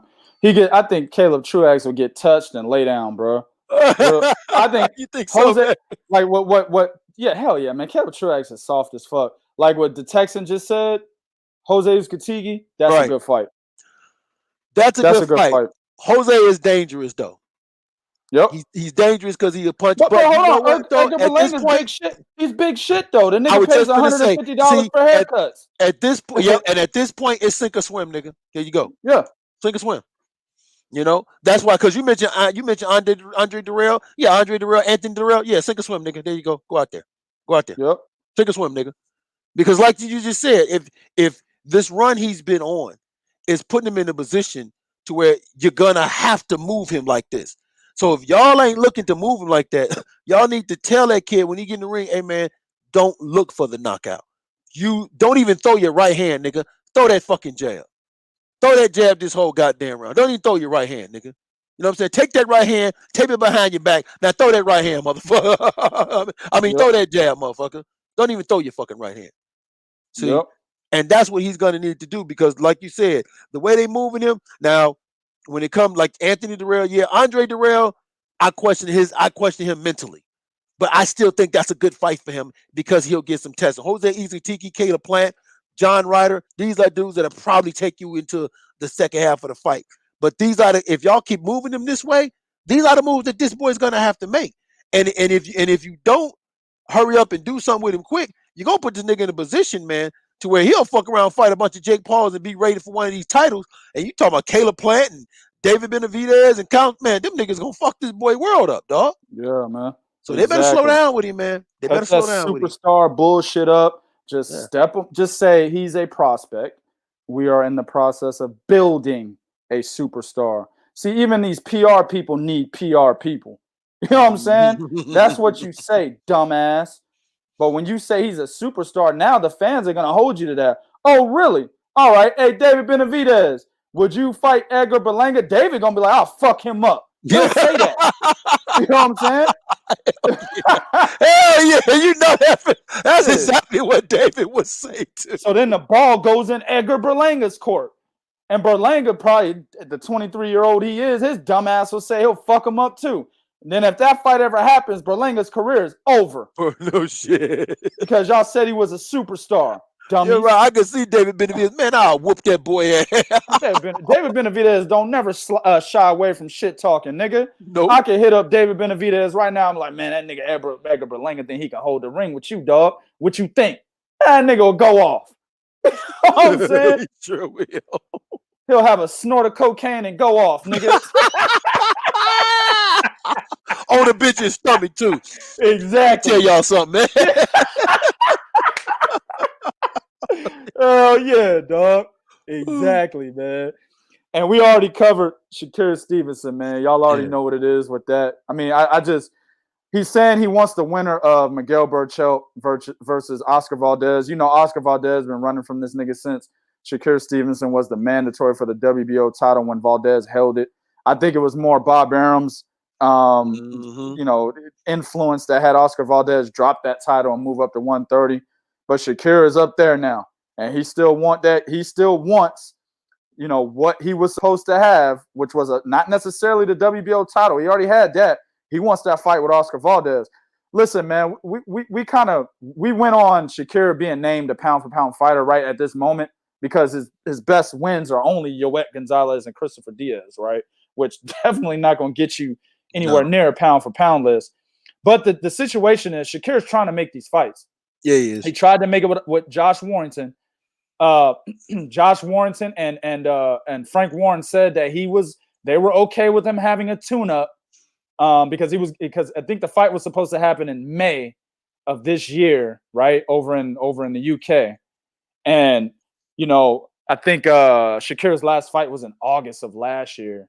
And he said, well, let me get a tune-up in or something, man, before I, you know, travel over to the UK and fight Josh Warrington. I don't want to be inactive for that long. Frank Warren and Josh Warrington were cool with that. They said, bet. So then all of a sudden, Josh Warrington leaves Frank Warren and goes to fucking Eddie Hearn. Eddie Hearn's like, nigga, we didn't say that. Hold on. Wait a minute. I didn't sign this paperwork. No, this is null and void. Yeah. What are you talking about? Tune up. Nah, nigga, hold up, nigga. This is the Eddie Hearn show. Shut up, Josh. I know you're the fighter, but this is the Eddie Hearn show. You know what I'm saying? Eddie Hearn says that you had to fight nigga right now. You forgot to tune up. So no deal. That's basically what happened. Yeah. So they basically pulled the okie doke on fucking Shakur Stevenson when he moved over to Eddie Hearn. Sure and that pretty much the deal was off the table then, right? He tried to get Oscar. Oscar left, right? So he moved up to 130 and said, okay, I'll fight Miguel Berchelt. Berchelt ain't really been trying to fight nobody for a long time. He wanted to fight Masayuki Ito, saw that Jamel Herring beat Ito and said, well, fuck it. You know what I'm saying? Yeah. I'll rematch Francisco Vargas. What the fuck? I'll fight Vargas again. I know y'all weren't asking for that fight, but I gotta fight somebody. That's the type of shit Berchelt is doing right now. Right? So he's definitely not gonna fight no Shakur Stevenson anytime soon, right? I don't even think, you know, Jojo Diaz and Tevin Farmer are even on the radar. I think Shakur just looks at them niggas as niggas that are underneath him. You know what I'm saying? I mean, he would fight him if that opportunity came, but I don't even think he's even really looking. He's looking at the better fighters. As I mentioned earlier, Jojo Diaz, Tevin Farmer, those guys are on the lower half of the, you know, the champions and top contenders of the division. You know what I'm saying? So, but he is looking at Carl Frampton and Jamel Herring. I think it's a situation where he knows Jamel. They're cool, right, but he still wants to fight him. And this goes to the whole Terrence Crawford shit, bro. About him supposed to be fighting Sean Porter. See, Shakur Stevenson don't give a fuck if you friends with him. No, he don't. He said, nigga, I'm trying to fight. The reason why I like Shakur is because he's another fighter that wants to fight for legacy. Yeah, he's fighting Toka and Razor and shit right now. But at the end of the day, he's still trying to make big fights. You see what I'm saying? He wants to make big fights. He wants those big fights, man. He do. And he's shown that he wants them. And you see what I'm saying? That's not Shakur's fault. Because I remember when Shakur was talking about Garrett Russell. Now, I was like, whoa, slow down, young pup. But the fact that he was even when nobody else wasn't talking Gary Russell, he was like, man, yeah, I'll fight Gary Russell. I'll fight Gary. Fuck it, nigga. Leo Santa Cruz, scary ass, want to fight him. I'll do it. I'll do it. Right. Yeah. I'll fight him. Shit. Right. I care. You know what I'm saying? He been calling out Devin Haney forever. Them two niggas got amateur beef, man. He said he'll fight Devin Haney too. I believe him because of how he conducted himself in the Josh Warrington negotiations. I believe him. You know what I'm saying? He gave Josh Warrington everything. He said, okay, nigga, what do you want? We're going to fight in my hometown. All right, nigga. Okay, you got that. I want the purse split. Okay, nigga, you got that. What's up? Yeah. What's the fucking problem here? Yeah, he gave him anything he wanted, man. Yeah. You know what I'm saying? So at the end of the day, bro, I believe Shakur Stevenson wants the big fights. It's just a matter of getting them, right? Him going after the winner of Jamel Herring and Carl Frampton, I think that's a good one for him, dog. That's what he said he wants. He said he wants that fight first, and then he wants the winner of Oscar Valdez, Miguel Berchelt. He's got the right. He's looking at the right thing. Yeah, right? That's kind of the way Bob Arum wanted to line up too. Exactly. So I think Jamel Herring loses to Carl Frampton. I think he loses to him. So it'll most likely be Carl Frampton. I think that's a very winnable fight for Shakur Stevenson. I think he takes the WBO title and from Carl Frampton in that situation. Even if Jamel Herring won, I think he beats him as well. Even though they're friends, he beats him anyway, right? He's going to get the WBO title either way. It doesn't matter who wins that fight. I think the Valdez, Shakur Stevenson, or Berchelt, Shakur Stevenson fight is a much harder fight to make. Even though Valdez is with Top Rank, I don't see Bob Arum handing over Valdez so quickly to Shakur Stevenson. Just like he didn't want to at 126, I don't see him doing it quickly at 130, bro. So yeah, that's going to be a harder fight to make for Shakur. If Miguel Berchelt wins, you kiss that shit goodbye. He ain't getting that fight, nigga. You ain't getting. No, I'm with you on that. They're gonna have to put some serious ducats on the table, nigga. You know what I'm saying? For Miguel Berchelt to take that fight, man. And Zanfer promotion. Man, listen, even though Zanfer works with everybody, they not gonna work too lightly with Top Rank for Shakur Stevenson's fight, bro. They're not gonna do that, man. Go ahead, man. I'm gonna say, man, listen, Miguel Berchelt is gonna need a bag, a car, and a farm. He gonna want everything. Yeah, he want everything, nigga. This nigga gonna say some shit like, nigga, I want reparations. Wait, reparations for what? We didn't do nothing to you in this country. For real, like he gonna say some shit like that. Yeah, nigga, I want justice for Tito. I want justice for Tito. What? Huh? You know what? I'll fight Shakur Stevenson, but you got to catch the motherfucker that killed Hector Macho Camacho. Miguel, you're not even Puerto Rican. Shut up, nigga. Wait a minute, Miguel, you're not even Puerto Rican, nigga. You got a Puerto Rican name. You got a Puerto Rican first name, nigga, but you Mexican, nigga. Shut the fuck up, nigga. You know what I'm saying? That type of shit he gonna be uttering in negotiations just to try to get so he can get what he think he deserved to fight and take an L against Shakur Stevenson, man. So that shit won't happen. So I don't know, man. I think he's on the right path. But it's going to be difficult to make the fights that he really wants. And until that happens, man, it is what it is, man. He can't be on a pound-for-pound list. He's got to get those fights, man. Bo, you got anything you want to add, man, before we get the fuck up out of here? No. I do want to add this right here, man. Shout out to everybody on the Three Kings boxing staff that put that work in, motherfucker, over this weekend to bring y'all be best in what's going on in boxing, man. And you know what, man? Fuck it, man. I'm going to say this, man. Special shout out to my man over here, the Prodigy. I'm going to tell y'all why, man. Because this motherfucker is at home taking shit from his boss. No, I'm just playing. But you must be out of your fucking mind, nigga. Come on, you must be out of your mind on that shit, bro. Basically, nigga, what boss? That's how it works. Yeah. But no, this motherfucker at home and shit, dealing with the fucking kids, ripping and running all around the house, editing motherfucking articles, doing motherfucking projects, man. So shout out to him. And he was putting the motherfucking articles up immediately when the recaps came the fuck out, my nigga. So shout out to the Prodigy, man. And plus, not to mention, he finally sat through a Alonzo Coley fight that was entertaining, man. I bet you were like, whoa, what the fuck? Yeah. That last part right there. That last part right there is where I needed to shout out, dog. 100%, nigga. Yeah, sitting through a goddamn Lawrence Coley fight, nigga. Yeah, a Lawrence E. coli fight, nigga. That's what I should call that nigga. Lawrence E. coli, nigga, because it's almost like catching a disease when you watch this nigga fight, man. Shit's bad, bro. That right there is what I need to shout out for. Y'all niggas did not want to ride on the Lawrence E. coli, nigga.